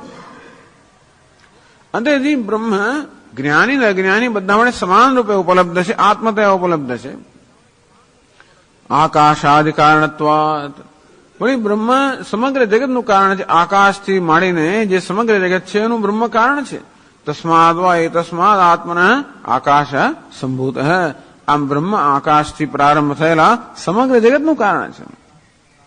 અને એ બ્રહ્મ ઉપાદાન કારણ છે. જગતમાં જે કંઈ છે સર્વ બ્રહ્મ એનું ઉપાદાન કારણ બ્રહ્મ જ છે. અને માટે બ્રહ્મ સર્વત્ર વ્યાપ્ત છે અને માટે સર્વ સામાન્ય છે. ટૂંકમાં જ્ઞાની હોય કે અજ્ઞાની હોય બ્રહ્મની ઉપસ્થિતિ, બ્રહ્મની વિદ્યમાનતા સર્વત્ર સમાન ભાવે છે. આ જ્ઞાની પુરુષ હોય એનો અન્નમય છે કોષ, એ જો બ્રહ્મ એનું ઉપાદાન કારણ હોય તો અજ્ઞાની પુરુષના અન્નમય કોષનું ઉપાદાન કારણ બ્રહ્મ જ છે. આ અન્નમય, પ્રાણમય, મનોમય, વિજ્ઞાનમય, આનંદમય આ પંચકોષનું બનેલું જગત એ સર્વનું ઉપાદાન કારણ બ્રહ્મ જ છે. પછી એ જ્ઞાનીનો પંચકોષ હોય કે અજ્ઞાનીનો પંચકોષ હોય. એ ઉપરાંત જ્ઞાની આ બ્રહ્મ જ્ઞાનીના આત્મ સ્વરૂપે પ્રકાશ રહ્યું છે. એ જ બ્રહ્મ અજ્ઞાનીના પણ આત્મ સ્વરૂપે પ્રકાશ રહ્યું છે. એટલે જ્ઞાની ને અજ્ઞાની બંને માટે બ્રહ્મ સર્વ રીતે સમાન છે. સામાન્યમી બ્રહ્મ આકાશાદિ કારણત્વાત. અને જેમ વિદ્વાનનો આત્મા છે તેમ અવિદ્વાનનો પણ આત્મા છે. વિદુષઃ અવિદુષશ્ચ.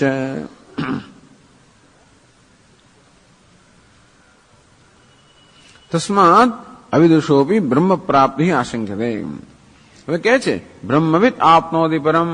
જે બ્રહ્મના જ્ઞાની છે એ તો પરમને બ્રહ્મને પ્રાપ્ત કરે છે. હવે બ્રહ્મનો જ્ઞાની બ્રહ્મને પ્રાપ્ત કરે તો અજ્ઞાની કેમ પ્રાપ્ત ના કરે? બ્રહ્મ તો જ્ઞાનીનો પણ આત્મા છે, અજ્ઞાનીનો પણ આત્મા છે. તો આત્મા હોવાને કારણે જો જ્ઞાની બ્રહ્મને પ્રાપ્ત કરતો હોય તો આત્મા હોવાને કારણે અજ્ઞાની કેમ બ્રહ્મને પ્રાપ્ત ના કરે? પ્રશ્ન જન્મે ને. ભગવાન તો સરખો જ છે બધા માટે. જ્ઞાની અને અજ્ઞાની પ્રકારનો ભેદ શું? એટલે અવિદુષો બ્રહ્મ પ્રાપ્તિ આશંક્યતે.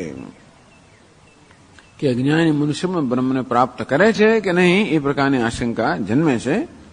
એને ઉત અપી એટલે કહે છે આગળ, ઉત અપી અવિદ્વાન અમુમ લોકમ પરમાત્માનમ ઇતઃ પ્રેત્ય કશ્ચન ચન શબ્દઃ અપી અર્થે અવિદ્વાન અપી ગચ્છતિ પ્રાપ્નોતિ કિમ વા ન ગચ્છતિ ઇતિ દ્વિતીયોપી પ્રશ્નઃ દ્રષ્ટવ્યઃ અનુપ્રશ્નઃ ઇતિ બહુવચનાત. ઉત એટલે કે આપી. કોઈ તે પ્રમાણે પ્રારંભના કોઈ પ્રશ્ન પ્રારંભમાં આવી રીતે અપી શબ્દથી પ્રશ્ન છે એવું સૂચન કરવામાં આવે છે. અવિદ્વાન અમુમ લોકમ પ્રેત્ય નથી, અવિદ્વાન પ્રેત્ય અમુમ લોકમ ગચ્છતિ એ પ્રકારનો છે. અવિદ્વાન અમુમ લોકમ પ્રેત્ય નહીં, અવિદ્વાન પ્રેત્ય. પ્રેત્ય એટલે મૃત્યુ પામીને અમુમ લોકમ પેલો લોક અમુમ જે છે ને અદસ શબ્દનું રૂપ છે મતલબ પેલું. ખરેખર તો પરમાત્મા પ્રત્યક્ષ છે, બધાનો આત્મા છે અને તેથી સર્વનો પ્રત્યક્ષ છે. છતાં પણ જ્યાં સુધીનું જ્ઞાન નથી ત્યાં સુધી કેવો છે? પરોક્ષ છે. દુરાત સુદૂરે તદિહાંતિકે છે. જયારે જ્ઞાન હોય ત્યારે અંતિકે તે સર્વનો આત્મા અંદરથી અંતરતમ છે.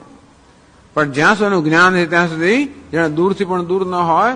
એટલે એ રીતે પ્રશ્ન કરે છે. અમુમ લોકમ, પેલો લોક, લોક એટલે જેનું લોક કહેતે એ લોક હે, એટલે ટૂંકમાં જેને જાણી શકાય છે, જે જ્ઞાનનો વિષય છે, જે જ્ઞાન સ્વરૂપ છે, એટલે કે ચૈતન્ય સ્વરૂપ પેલો જે પરમાત્મા કે બ્રહ્મ. અવિદ્વાન એટલે અજ્ઞાની મનુષ્ય પ્રેત્ય અર્થાત મૃત્યુ પામીને અમુમ લોકમ એ લોક પરમાત્મા લોક હે, પરમાત્માનમ ઇતઃ પ્રેત્ય ચન કશ્ચન. કહ અને ચન. ચન શબ્દ અપી અર્થે, કહ અપી કોપી, કોપી અવિદ્વાન અપી અરે અજ્ઞાની પણ અમુમ લોક પ્રેત્ય અમુમ લોકમ ગચ્છતિ પ્રાપ્નોતિ. મૃત્યુ પછી અજ્ઞાન મનુષ્ય પણ પેલા લોકને પરમાત્મા લોકને બ્રહ્મને પ્રાપ્ત કરે છે. ક્યું વા ન ગચ્છતિ કે નથી પ્રાપ્ત કરતો? બે પ્રશ્ન થયા. પ્રાપ્ત કરે છે કે નથી પ્રાપ્ત કરતો? ઇતિ શંકરાચાર્ય કહ્યું દ્વિતીયો ભી પ્રશ્ન દ્રષ્ટવ્ય હૈ. તો બે પ્રશ્ન છે એવું માનવું જોઈએ. કે આમ તો બે જ પ્રશ્ન છે, પણ દરેક પ્રશ્ન જાણે બે બે પ્રશ્ન હોય એમ કે કુલ 4 પ્રશ્ન કર્યા. કેમ? અનુપ્રશ્ન હૈ બહુવચનાદ. અનુપ્રશ્ન અથાત અનુપ્રશ્ન, અનુપ્રશ્ન બહુવચન છે, અનુપ્રશ્ન બહુવચન છે. બહુવચન એટલે 2 કે 3 કે વધારે એને બહુવચન કહેવાય. સંસ્કૃતની અંદર તો એક વચન, દ્વિવચન અને બહુવચન.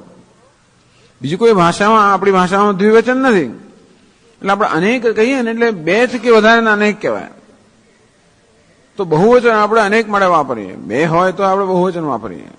જે સંસ્કૃત 2 હોય તો દ્વિવચન વપરાય અને 3 કે એથી વધારે તો બહુવચન વપરાય. તો અનુપ્રશ્ન એ બહુવચન છે માટે ઓછામાં 3 પ્રશ્ન હોવા જોઈએ. ત્યારે આમ તો 2 જ પ્રશ્ન છે. ઉતા વિદ્વાન અમુમ લોકમ પ્રેત્ય કશ્ચન ગચ્છતિ. આહો વિદ્વાન અમુમ લોકમ કશ્ચિત સમશ્નુતા. એક અવિદ્વાનનો પ્રશ્ન, બીજો વિદ્વાનનો પ્રશ્ન, 2 જ પ્રશ્ન છે. તો 2 માટે બહુવચન ના વપરાય. જયારે શ્રુતે બહુવચનનો પ્રયોગ કર્યો છે માટે 2 થી વધારે પ્રશ્નનો અભિપ્રાય હોવો જોઈએ. એટલે શંકરાચાર્ય કહે છે કે દરેક પ્રશ્નમાં 2 પ્રશ્ન છે એમ સમજી લેવા. એ ગયો કે ના ગયો એમ 2 સમજવાના. અવિદ્વાન માટે 2 સમજાય છે કે નથી જતા. વિષ્ણુ મિત્રો વિષ્ણુમાલયમ ગચ્છતિ નવા. આ વિષ્ણુ મિત્ર મંદિરે ગયો કે નહીં? ગયો કે નથી ગયો એમ 2 પ્રશ્ન સમજવાના. દ્વિતીયો પ્રશ્ન દ્રષ્ટવ્ય અનુપ્રશ્ન બહુવચનાત. પછી આગળ કહે છે વિદ્વાંસમ પ્રદે અન્યો પ્રશ્નૌ આહો વિદ્વાન અમુમ લોકમ પ્રેત્ય કશ્ચિત સમશ્નુતાઓ. એ વિદ્વાન વિશેનો પ્રશ્ન છે. ત્યાં પણ 2 પ્રશ્ન છે એમ સમજી લેવાનો. વિદ્વાન સંપ્રતિ અન્ય પ્રશ્નો, બીજા 2 પ્રશ્ન વિદ્વાનના સંદર્ભમાં છે એવું સમજવાનું. તો એ પ્રશ્ન કેમ જન્મ્યો? કે છે યદી અવિદ્વાન સામાન્યમ કારણમપી બ્રહ્મ ન ગચ્છતિ તતઃ વિદુષઃ અપી બ્રહ્મ અગમનમ આશંક્યતે અતઃ તમ પતિ પ્રશ્નઃ આહો વિદ્વાનિતિ. यदि अविद्वान सामान्यम कारण ब्रह्म न गच्छति. आप जो एम कहो कि नहीं भाई अविद्वान अज्ञानी मनुष्य ब्रह्म ने प्राप्त करतो નથી. આ દેહના પતન થયા પછી અજ્ઞાની મનુષ્ય બ્રહ્મને પ્રાપ્ત કરતો નથી. તો સારું, નથી પ્રાપ્ત કરતો તો જો બ્રહ્મ એનું આત્મા હોવા છતાં પણ અજ્ઞાની મનુષ્ય બ્રહ્મને ન પ્રાપ્ત કરતો હોય તો પછી પ્રશ્ન થાય જ્ઞાની મનુષ્ય પ્રાપ્ત કરે છે કે નહીં? બ્રહ્મ તો બંનેનો આત્મા છે સમાન રીતે. યદિ અવિદ્વાન સામાન્યમ કારણ અભી બધાનું પંચકોશનું સમગ્ર જગતનું સામાન્ય કારણ બ્રહ્મ છે. અવિદ્વાન વિદ્વાન બંધનું આત્મા છે. આત્મા હોવા છતાં પણ જો અવિદ્વાન કે અજ્ઞાન મનુષ્ય મૃત્યુ પછી બ્રહ્મને પ્રાપ્ત ન કરતો હોય તો વિદ્વાન પણ એને પ્રાપ્ત કરે કે શું એ પ્રશ્ન છે, કરશે કે નહીં. તતઃ વિદુષ અપી બ્રહ્મ અગમનમ આશંક્યતે. તેથી તમે એમ કહો જ્ઞાની પ્રાપ્ત કરે તો પછી અજ્ઞાની કેમ પ્રાપ્ત ના કરે? અજ્ઞાનથી પ્રાપ્ત કરતો તો જ્ઞાની કેમ પ્રાપ્ત કરી શકે? બ્રહ્મવિદ આપનોતિ પરમ. બ્રહ્મ જ્ઞાની પરમને પ્રાપ્ત કરે એટલે બ્રહ્મનો જ્ઞાની પ્રાપ્ત કરતો તો અજ્ઞાનીએ શું ગુનો કર્યો છે? કેમ બ્રહ્મ તો એનો આત્મા છે ને અજ્ઞાનીનો આત્મા છે. બ્રહ્મ જગતનું કારણ છે, સર્વનું ઉપાદાન કારણ છે, સર્વને સામાન્ય ઉપલબ્ધ છે. તો વિદ્વાન જો બ્રહ્મને પ્રાપ્ત કરે તો અવિદ્વાન કેમ નહીં? તો કે અવિદ્વાન નહીં, જો અવિદ્વાન નહીં તો પછી વિદ્વાન કેમ? બીજો પ્રશ્ન થયો. સર્વનો આત્મા હોવા છતાં પણ જો અવિદ્વાન પ્રાપ્ત ન કરે તો વિદ્વાન કેમ પ્રાપ્ત કરે? શું વિશેષતા છે?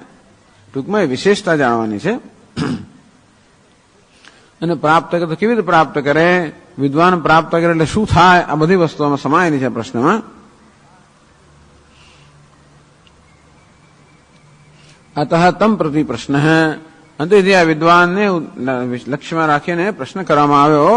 આહો વિદ્વાન અમુમ લોકમ પ્રેત્ય કશ્ચિત સમશ્નુતા ઇતિ. આગા કહે છે બ્રહ્મવિદ અપી કશ્ચિત ઇતઃ પ્રેત્ય અમુમ લોકમ સમશ્નુતે પ્રાપ્નોતિ સમશ્નુતે ઉ ઇતિ એવં સ્થિતે અય આદેશે યલોપે ચ કૃતે અકારસ્ય પ્લુતિઃ સમશ્નુતા ઉ ઇતિ. બ્રહ્મવિદ અભી કશ્ચિત કોઈ બ્રહ્મવિદ પણ બ્રહ્મજ્ઞાની પણ ઇતઃ પ્રેત્ય અર્થાત આ દેહનો ત્યાગ કરીને અમુમ લોકમ સમશ્નુતે અમુમ લોકમ પેલો જે પરમાત્મા લોક છે બ્રહ્મ છે એને શું પ્રાપ્ત કરે છે? સમશ્નુતે પ્રાપ્નોતિ પ્રાપ્ત કરે છે કે નહીં? સમશ્નુતે એવું હોવું જોઈએ. એવું કેમ લગાડ્યું છે? તો કે પ્રશ્ન માટે. એવું આગળ લઈ જવાનું એવું શંકરાચાર્ય સમજાવે છે. પણ સમશ્નુતે તો સમજાવે છે કે આપણી પાઠમાં જો સમશ્નુતા એવું છે. ખરેખર જો સમશ્નુતે હોવું જોઈએ એને બદલે આપણા પાઠમાં છે સમશ્નુતા તો તેમાંથી તા કેવી રીતે સમજાવે છે કે સમશ્નુતે ઇતિ એવમ સ્થિતે અભી એવું હોવું જોઈએ. છતાં અય આદેશે તો એચો એવાયાવહ એમ કરીને આ એનો અય થઈ જાય. એટલે સમશ્નુતે પછી જયારે આવે તો કોઈ સ્વર આવે એ પછી ત્યારે એનો અય થઈ જાય. સમશ્નુતા એવું થઈ જવું જોઈએ. યલોપે લોપ શાકલ્યસ્ય અને પછી યનો લોપ થાય વિકલ્પ એવો છે એટલે સમશ્નુતા એનું સમશ્નુતા થઈ ગયું. સમશ્નુતા પછી એમને પ્રશ્ન છે ને એટલે પ્લુતિ આમ લંબાવવો છે, થાય છે કે નહીં? તો આમ પ્રશ્ન ઘણી વાર પ્લુત હોય ને પેલા લોકો આપણે તો જેટલા આવે છે ને પેલા ફેરિયા હોય છે સવારથી માંડીને જે કશું સમજાય ને શું બોલે ના સમજાય એને પ્લુત કહેવાય. તો જયારે આવી રીતે કોઈ ખાસ વસ્તુ આપણે કહેવી હોય, ધ્યાન દોરવું હોય કે શંકા પ્રગટ કરવી હોય તો પ્લુતનો પ્રયોગ કરવામાં આવે છે. એટલે પાણીની મહર્ષિ કહે છે યથા સૌરાષ્ટ્ર નારી તક્રમ. છાશ વેચવા આવે ને છાશ સંસ્કૃત તક્ર કહેવાય તો તક્રમ ના કે તક્રમ એમ કે આપણું ધ્યાન દોરે. યથા સૌરાષ્ટ્ર નારી જેમ સૌરાષ્ટ્ર નારી તક્રમ એમ કે છે એને કહેવાય પ્લુત. જયારે સ્વરનામ લંબાવવામાં આવે ત્યારે એક માત્રા એને હ્રસ્વ કહેવાય, બે માત્રા દીર્ઘ કહેવાય અને બે થી વધારે માત્રાને પ્લુત કહેવાય. એટલે આપણે સમશ્નુતા આમ ત્રણ માત્ર બોલવાની, જલ્દી નહીં બોલી જાઓ. સમશ્નુતા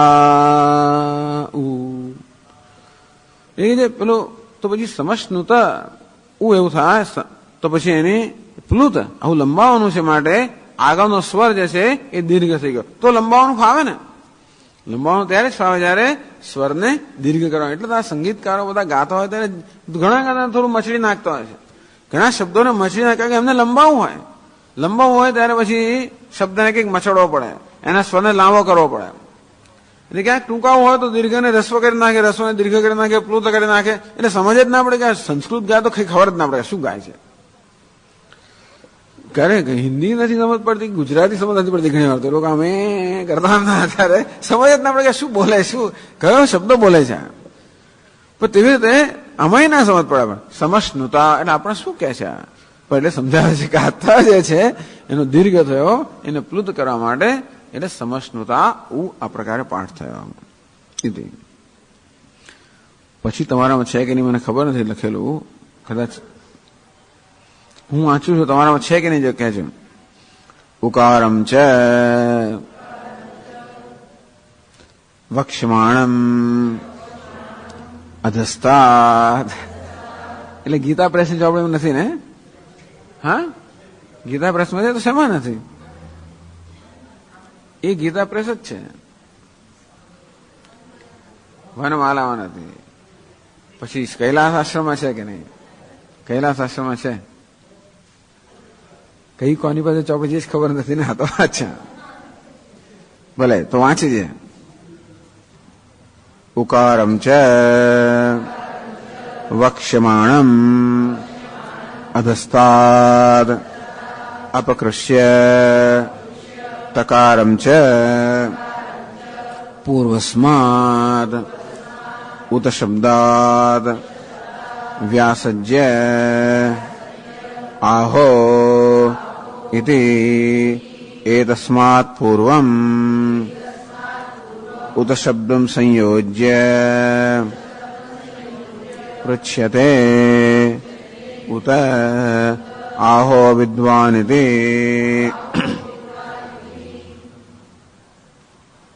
વિદ્વાન સમશ્નુતે અમમ લોકમ. એટલે જુઓ તમે હવે પાઠ પહેલા શું છે? ઉતા વિદ્વાન અમમ લોકમ પ્રેત્ય. ઉત અવિદ્વાન અમમ લોકમ પ્રેત્ય. ઉત શબ્દ પહેલા આવેલો. ઉતે અભી એટલે પ્રશ્નના અર્થમાં છે. તો બીજી વાર જયારે આહો વિદ્વાન, વિદ્વાન માટે પ્રશ્ન કરતો ઉત શબ્દ નથી આવ્યો ત્યાં. એટલે શંકરાચાર્ય કહે છે કે આ કશ્ચિત સમશ્નુતા એ છેલ્લો છે ને એને આગળ લાવી દેવાનો, અને ઉત અવિદ્વાનનો ત પછી અહીં લાવી દેવાનો. ટૂંકમાં એક ઉત શબ્દ છે એવું આપણે જોવાનું ત્યાં. જે છે છેલ્લો એ ઉત શબ્દનો પ્રતિનિધિ છે. આહો ને પેલા ઉત આહો વિદ્વાન અમમ લોકમ પ્રેત્ય જે પ્રશ્ન બની જાય એટલે આ બધું લાંબુ ચડું સમજાયું કે પાછળ જેવું છે એને આગળ લાવી દેવાનું, પહેલાના ઉતમાંથી ત નહીં લાવી દેવાનો, બંને જોડીને ઉત બનાવવાનો, આહો ને પહેલા ઉત મૂકી દેવાનો. ઉત આહો વિદ્વાન અમમ લોકમ પ્રેત્ય કશ્ચિત સમશ્નુતે, એવો પ્રશ્ન સમજવાનો. ટૂંકમાં વિદ્વાન સમશ્નુતે અમમ લોકમ કિમ વા. પછી વિદ્વાન મૃત્યુ પછી બ્રહ્મને પ્રાપ્ત કરે છે કે નહીં. બસ આગળ કહે છે કિમ વા યથા અવિદ્વાન એવં વિદ્વાન અપી ન સમશ્નુતે ઇતિ અપરઃ પ્રશ્ન. જેમ અજ્ઞાની માટે કહેવાનું કે અજ્ઞાની મનુષ્ય મૃત્યુ પછી બ્રહ્મને પ્રાપ્ત કરે છે એક પ્રશ્ન, કે નથી કરતો બીજો પ્રશ્ન. તેવી રીતે જ્ઞાની પણ મૃત્યુ પછી બ્રહ્મને પ્રાપ્ત કરે છે એક પ્રશ્ન, કે નથી કરતો બીજો પ્રશ્ન. એમ કરીને કુલ 4 પ્રશ્નો કર્યા. અને એ રીતે બહુવચનનો પ્રયોગ છે, એ બહુવચન પ્રયોગને એમણે સમર્થન આપ્યું. બહુ સંતોષ થાય નહીં, પણ હા એ અને 2 પ્રશ્ન કેમ કહે? ભાઈ મંદિર ગયો કે ના ગયો, એને 2 પ્રશ્ન, એ તો ખરે એક જ પ્રશ્ન કહેવાય. મંદિર ગયો, એમાં ન ગયો આવી જ ગયું. એટલે ભાઈ તમે ન ગયો કે એને બીજો પ્રશ્ન ગણો એ બરોબર નથી ને. ગણતરી કરી એમ પેલું બહુવચનનો પ્રયોગ થયો એટલે ઓછામાં ઓછા 3 હોવા જોઈએ. અહીં પાઠમાં 2 જ છે એટલે એને 4 પ્રશ્નો કર્યા. ગયો, જાય છે કે નથી જતો, નથી જતો કે જાય છે. બરોબર છે, પણ એ કે બરોબર નથી. એટલે ખરેખર તો આને 2 પ્રશ્નો જ ગણવા જોઈએ, કારણ કે સ્પષ્ટ 2 જ પ્રશ્નો છે. તો એ બહુવચનનો પ્રયોગ કર્યો મળે એટલે કઈ નહીં તો છેવટે 3જો પ્રશ્ન હોવો જોઈએ. એટલે પોતે જ કહે છે દ્વૌ એવ વા પ્રશ્નૌ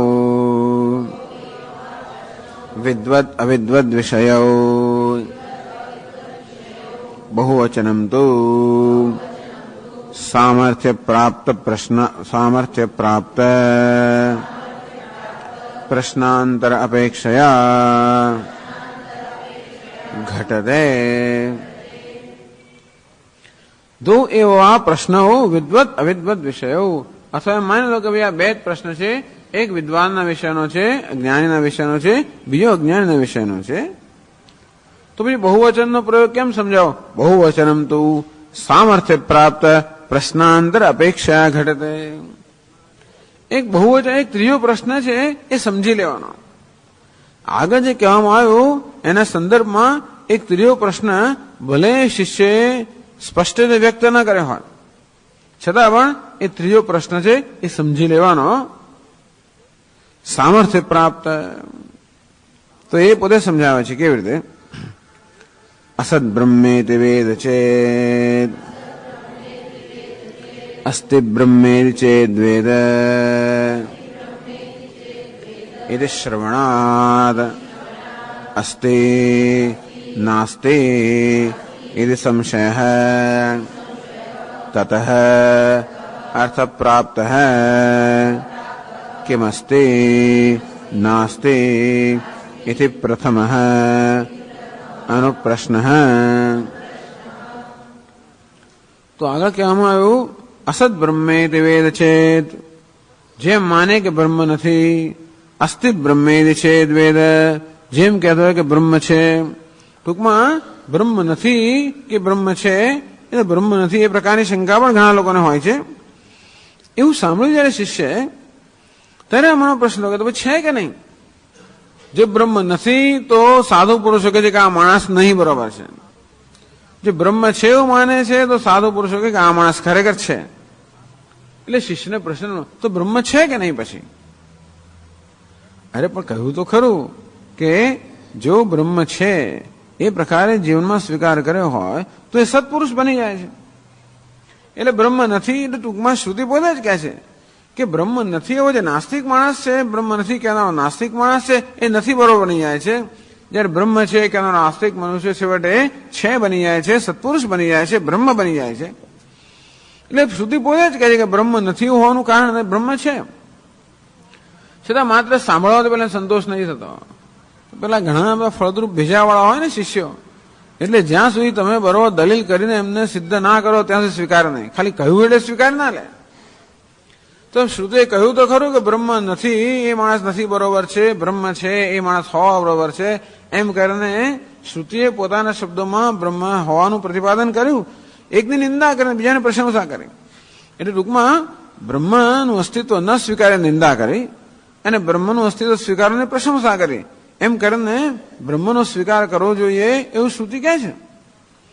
એટલે પછી શિષ્ય પાછો પૂછે કે બ્રહ્મ છે કે નહીં, એ ખરેખર કઈ યોગ્ય નથી લાગતું. છતાંય પણ બ્રહ્મ જિજ્ઞાસો અલ્પોપત્તિ માત્ર અપરિતુષ્યત. બ્રહ્મનો જિજ્ઞાસુ છે, અંતથી હંમેશા બુદ્ધિ લડાવતો હોય છે, અંતથી હંમેશા દલીલ માંગતો હોય છે કે બ્રહ્મ છે આપણે કહ્યું તો ખરું પણ એની ખાતરી કેવી રીતે કરવી? બ્રહ્મ નથી એ માટેના ઘણા કારણ છે, કારણ કે બ્રહ્મ આપણા જ્ઞાનનો કે વ્યવહારનો વિષય બનતું નથી. મળે બ્રહ્મ ન હોવાની શંકા તો જાણે સ્થાને છે. પણ આપ કહો છો બ્રહ્મ છે તો એનું કારણ શું? એટલે શિષ્ય પ્રશ્ન પૂછે છે કે બ્રહ્મ છે કે નહીં? એટલે ગુરુજી જયારે એમ કહ્યું કે નાસ્તિકની નિંદા કરી અને આસ્તિકની પ્રશંસા કરી એ દ્વારા શિષ્યને મને પ્રશ્ન જન્મ્યો. તો પછી બ્રહ્મ છે કેમ સમજવો? બ્રહ્મ છે કે એમ નથી પૂછતો, પણ આપ કહો છો કે બ્રહ્મ છે તો બ્રહ્મ છે એ સમજવું કેવી રીતે? તો જીવનમાં બ્રહ્મ છે, ઈશ્વર છે એ પ્રકારનો નિશ્ચય કેમ જન્મે? તો એ કહેલા ગુરુજી કહેવું પડે કે બ્રહ્મ છે કે ઈશ્વર છે એવું નિશ્ચય જીવનમાં કેમ જન્મે એ માટે ઘણું તો કહેવામાં આવશે. પછી કહેવામાં આવશે કે અવિદ્વાન છે એ કેવી રીતે બ્રહ્મને પ્રાપ્ત કરતો નથી, અને પછી કહેવામાં આવશે કે કેવી રીતે વિદ્વાન બ્રહ્મને પ્રાપ્ત કરે છે. બંને આ ત્રણેય વસ્તુ કહેવામાં આવશે.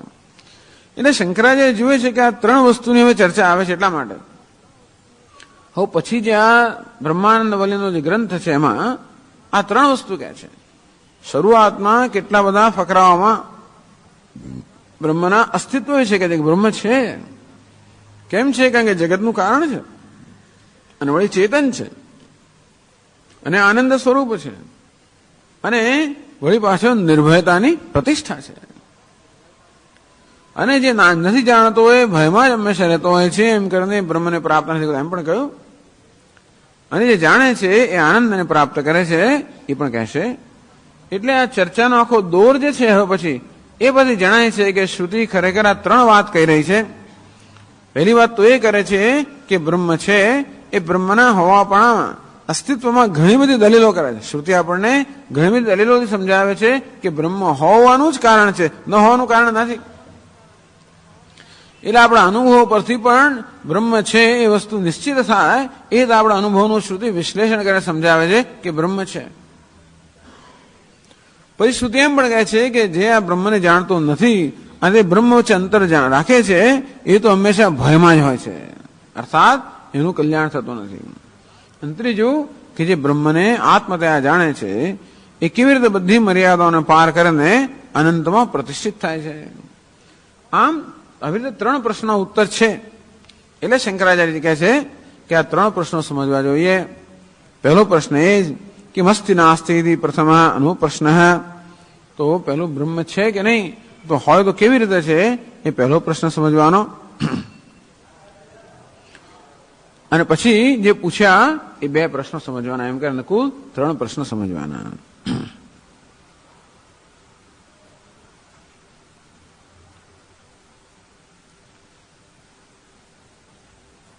પછી આગળ કહે છે બ્રહ્મણ અપક્ષપાતિત્વાદ અવિદ્વાન ગચ્છતિ ન ગચ્છતિ ઇતિ દ્વિતીયઃ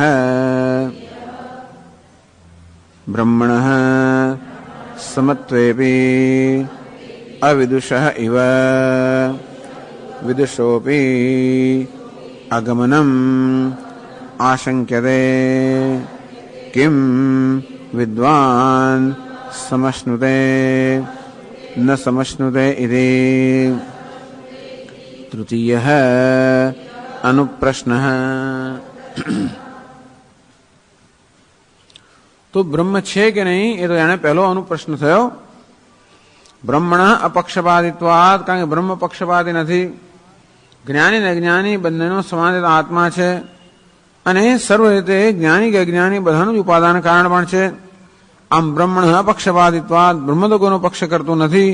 અને માટે અવિદ્વાન ગચ્છતિ ન ગચ્છતિ, તો પછી જો વિદ્વાન જ્ઞાન પ્રાપ્ત કરીને બ્રહ્મને પ્રાપ્ત કરતો હોય તો અવિદ્વાન ભલે જ્ઞાનને પ્રાપ્ત કર્યું હોય છતાં પણ એનું આત્મા હોવાને કારણે એ બ્રહ્મને પ્રાપ્ત કરે છે કે નહીં.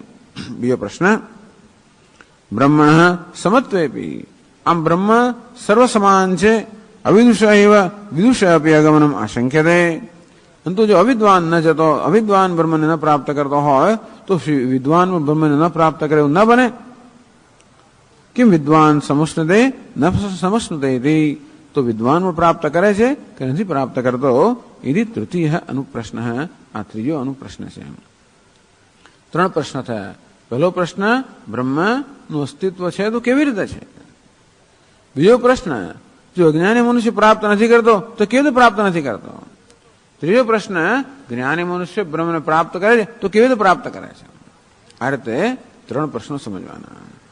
પ્રાપ્ત કરે છે કે નહીં એના કરતા પ્રાપ્ત કેવી રીતે કરે છે. નથી કરતો કે કરે છે નહીં એના કરતા નથી કેવી રીતે કરતો. છે કે નહીં એના કરતા છે કેવી રીતે, આ વધારે સારી રીતે. બ્રહ્મ છે આમ એમ કહો છો આપ, તો કઈ રીતે અમારે સમજવું કે બ્રહ્મ છે. જો અજ્ઞાની મનુષ્ય એનો આત્મા હોવા છતાં પણ બ્રહ્મને પ્રાપ્ત ન કરે એનું શું કારણ, અને જ્ઞાની મનુષ્ય બ્રહ્મને પ્રાપ્ત કરે છે એનું શું કારણ અને કઈ રીતે પ્રાપ્ત કરે છે. આ ત્રણ પ્રશ્નો થયા. એ ત્રણ પ્રશ્નના ઉત્તર રૂપે હવે પછીનો ગ્રંથ છે.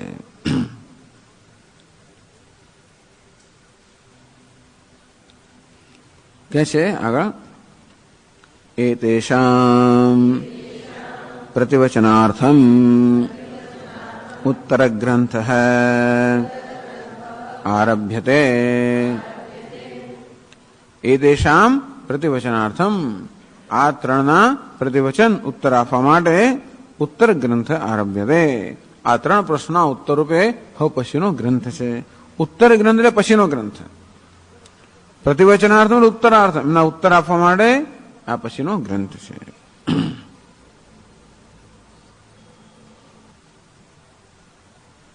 તો શરૂઆત શાનાથી કરે છે તો સમજાવે છે। તત્ર અસ્તિત્વમ એવ તાવદુચ્યતે યચ્ચ ઉક્તમ સત્યમ જ્ઞાનમનંતમ બ્રહ્મ ઇતિ તચ્ચ કથમ સત્યત્વમ ઇત્યેતદ વક્તવ્યમ इति इदमुच्यते। सत्व उक्त्या एव सत्यत्वम् उच्यते। उक्तम् हि सदैव सत्यम् इति। तत्र अस्तित्वमेव तावत् उच्यते। तावत् प्रथमम् सो पहला अस्तित्वमेव उच्यते। આ ત્રણમાંથી પહેલા અસ્તિત્વ વિશે શ્રુતિ પહેલા વ્યાખ્યાન આપે છે કે બ્રહ્મ છે। કેમ છે તો કે આટલા આટલા કારણો છે। જો બ્રહ્મ છે એટલે પહેલા બ્રહ્મના અસ્તિત્વને સ્થાપિત કરે છે શ્રુતિ। બહુ સુંદર સુંદર વસ્તુઓ શ્રુતિ કહે છે। પણ એ બધું કહેવા દ્વારા કે કેવું બ્રહ્મ જગતનું કારણ છે, કેવું બ્રહ્મ સમગ્ર જગત રૂપે વ્યક્ત થયેલું છે, કેવું બ્રહ્મ પોતે જ સ્વયં આ જગતનું કરનાર છે, કેવું બ્રહ્મ આનંદ સ્વરૂપ છે, કેવું બ્રહ્મને જાણવાથી નિર્ભયમાં અભયતામાં પ્રતિષ્ઠિત થવાય છે। આમ કરીને બ્રહ્મના હોવા વિશે ઘણી બધી વસ્તુઓ શ્રુતિ કહે છે। તત્ર અસ્તિત્વમેવ તાવત ઉચ્યતે। તો ત્યાં તો પછી પહેલા તો અસ્તિત્વ વિશે કહેવામાં આવે છે। તો એ અસ્તિત્વ વિશે કહેવાની પણ શું જરૂર પડી? નનો બ્રહ્મવેદાપ્નોતિ પરમિતિ સૂત્રસ્ય। તો આગળ જો વ્યાખ્યાયિત કરવામાં આવી સૌથી પહેલું વાક્ય છે બ્રહ્મવિદ આપનોતિ પરમ। બ્રહ્મજ્ઞાની પરમને પ્રાપ્ત કરે છે। એટલે પ્રશ્ન થયા કે બ્રહ્મ કોને કહેવાય? બ્રહ્મનું જ્ઞાન કેમ પ્રાપ્ત કરવું? પરમને પ્રાપ્ત કરવું એટલે શું?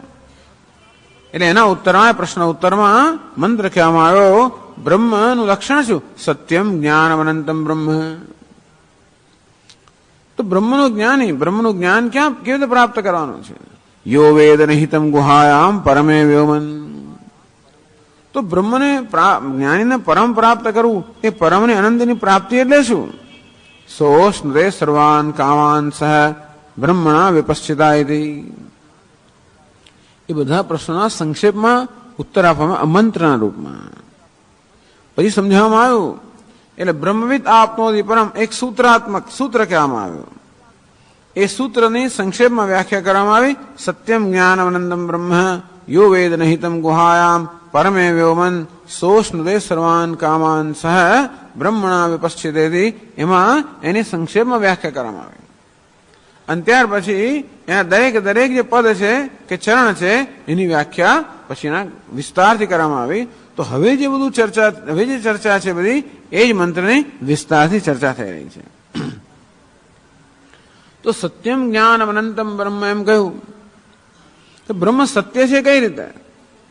માત્ર શ્રુતિએ તો કહ્યું કે બ્રહ્મ સત્યમ જ્ઞાનમ અનંતમ છે। તો સત્યમ તો એટલે કહે છે કે યચ્ચ ઉક્તમ સત્યમ જ્ઞાનમ અનંતમ બ્રહ્મ ઇતિ। આગળ કહેવામાં આવ્યું સત્યમ જ્ઞાનમ અનંતમ બ્રહ્મ અને એની જે વિસ્તારથી વ્યાખ્યા કરવામાં આવી રહી છે ઇતિ તચ્ચ કથમ સત્યત્વમ ઇતિ। તો બ્રહ્મ સત્ય છે કઈ રીતે? સત્ય એટલે અબાધિતમ જેનો બાધ ન થાય, સત્ય એટલે જે સર્વનું સાર રૂપ છે, સત્ય એટલે જે નિર્વિકાર છે, સત્ય એટલે એમાં કોઈ પ્રકારનું પરિવર્તન ન થાય, નામ સત્ય। ત્રિકાલે ભી તિષ્ઠતિ, ત્રણેય કાળની અંદર જે સમાન રહે, દરેક અવસ્થાની અંદર અર્થાત જે દેશ કાળ કે પરિસ્થિતિ કશાની જેના પાસે ન થાય, નામ સત્ય। એને જ સત્ય કહેવાય। દરેક દેશમાં આપણે સાચું બોલવાનું પણ ક્યારે હોય? અહીં એક બોલું ને બીજે બીજું બોલું તો સાચું ના કહેવાય. અત્યારે કંઈક બોલું ને પછી કંઈક બોલું તો પણ સાચું ના કહેવાય. એ દેશમાં બદલાતો હોય તો પણ સત્ય ના કહેવાય, કાળમાં બદલાતો હોય તો પણ સત્ય ના કહેવાય. તમારી સામે એક બોલું અને બીજાની સામે બીજું બોલું, પરિસ્થિતિમાં પણ બદલાતું હોય તો પણ સત્ય ના કહેવાય. એવું થાય ને, મદ્રાસમાં એક બોલું, દિલ્હીમાં બીજું બોલું, પછી ત્રીજું બોલું, એવું જ્યાં જાતું થતું હોય એને સત્ય ના કહેવાય. અંદર બેઠા બેઠા કંઈક બોલું, બહાર નીકળીને વળી બીજું કંઈક બોલું તો પણ સત્ય ના કહેવાય. એટલે ટૂંકમાં સત્ય ક્યારે કહેવાય? જ્યારે દેશ, કાળ કે પરિસ્થિતિ કોઈ પ્રકારની અસર એના પર ન થતી હોય એનું નામ સત્ય. વ્યવહારમાં એવું અશક્ય છે લગભગ. એક જ વસ્તુ આ સત્યની આજે આ કડક વ્યાખ્યા છે. દેશ, કાળ કે પરિસ્થિતિ કોઈ વસ્તુની જેના પર અસર ન થાય. જે સર્વ દેશમાં, સર્વ કાળમાં, સર્વ પરિસ્થિતિમાં એવું ને એવું જ હોય. આવી કડક જે વ્યાખ્યા છે એ વ્યાખ્યા એક જ વસ્તુ પૂરી કરી શકે અને એ છે બ્રહ્મ. જે સર્વ દેશમાં, સર્વ કાળમાં, સર્વ પરિસ્થિતિમાં જેવું છે તેવું જ રહે છે. કારણ કે એને બદલવાની કોઈ જરૂર નથી. જે જગ્યાએ કશીક અધૂરપ હોય ને ત્યાં હંમેશા બદલવાની જરૂર પડે. અને તેથી એ અધૂરપ પૂરી જેનાથી થાય એ વસ્તુ કરવું. એટલા માટે દેશ, કાળ, પરિસ્થિતિમાં બધું બદલાતું રહે છે. કારણ કે દરેક સમય મને લાગે આમ કરીશ તો મારી અધૂરપ પૂરી થશે, આમ કરીશ તો, અને એ મારી સમજ બદલાતી જાય તેમને સત્ય પણ બદલાતું જાય. અથવા હું જે માનું કે મારી માન્યતાઓ બદલાતી જાય, હું બોલું એ પણ બદલાતી જાય, હું કરું એ પણ બદલાતું જાય. પણ જ્યાં કોઈ પ્રકારની અપૂર્ણતા ન હોય એને બદલવાની જરૂર નથી. અને તેથી દેશ, કાળ કે પરિસ્થિતિ જેનામાં કોઈ પ્રકારની મર્યાદા લાદી શકતું નથી એ જ મુખ્ય અર્થમાં સત્ય છે. તો બ્રહ્મ આવું સત્ય છે. તચ્ચ કથમ સત્યત્વમિતિ, એ બ્રહ્મ સત્ય છે કઈ રીતે? એટલે એતદ વક્તવ્યમ, આ કહેવાની જરૂર છે. પછી બ્રહ્મ જ્ઞાન સ્વરૂપ છે કઈ રીતે? બ્રહ્મ આનંદ સ્વરૂપ છે કઈ રીતે? તો આનંદ મીમાંસા છે વિસ્તારથી. સૈષાનંદસ્ય મીમાંસા ભવતી, પછી મૂળ આનંદની મીમાંસા આવશે. એટલે આનંદ કેવી રીતે તો સમજાવશે, પણ સત્ય કેવી રીતે એ સમજાવવાની પણ આવશ્યકતા છે. અને જ્ઞાન સ્વરૂપ કેમ એ પણ કહેવું જોઈએ, એ પણ કહેશે. તો સત્યમ જ્ઞાનમ અનંતમ બ્રહ્મ એમ કહેવામાં આવ્યું. તો બ્રહ્મ સત્ય છે કઈ રીતે? ઇતિ એતદ વક્તવ્યમ ઇતિ મુચ્યતે. અને એટલા માટે હવે પછી આ કહેવામાં આવે છે. શું કહેવામાં આવે છે? કે બ્રહ્મ છે. સત્વોક્ત્યા એવ સત્ય તો ઉચ્યતે. ખરેખર શ્રુતિ બ્રહ્મ સત્ય છે એની વ્યાખ્યા નથી કરતો, બ્રહ્મ છે એની વ્યાખ્યા કરે છે. બ્રહ્મનું હોવાપણું જ માત્ર શ્રુતિ સિદ્ધ કરે છે, કે સ્થાપિત કરે છે, પ્રતિપાદિત કરે છે. હોવાપણું પણ જે છે એ સત્ય છે. ના સતો વિદ્યતે ભાવ, ના ભાવો વિદ્યતે સત. જે છે નહીં, અસત છે, એનું ક્યારે અસ્તિત્વ હોતું જ નથી. જે સત છે એનું ક્યારે અસ્તિત્વ ન હોય એમ બનતું નથી. અર્થાત જેનું અસ્તિત્વ છે એ સત્ય જ છે. સત્ય કોને કહેવાય? જેનો ત્રણેય કાળમાં, દેશ, કાળ કે પરિસ્થિતિમાં જેનો બાધ નથી, નામ છે સત્ય. અહીં કહે છે કે જે સત છે એ છે એવી જ વસ્તુ હોય જે એનો દેશ, કાળમાં બાધ ન થાય, અને તેથી જે છે એ જ સત્ય છે. અર્થાત જે હોવાપણું ધરાવે છે એ સત્ય જ છે. જે સત છે એ સત્ય છે. સત્વોક્ત્યા એવ સત્યત્વ ઉચ્યતે. આ બ્રહ્મનું સત્વ એટલે કે હોવાપણું એમ કહીને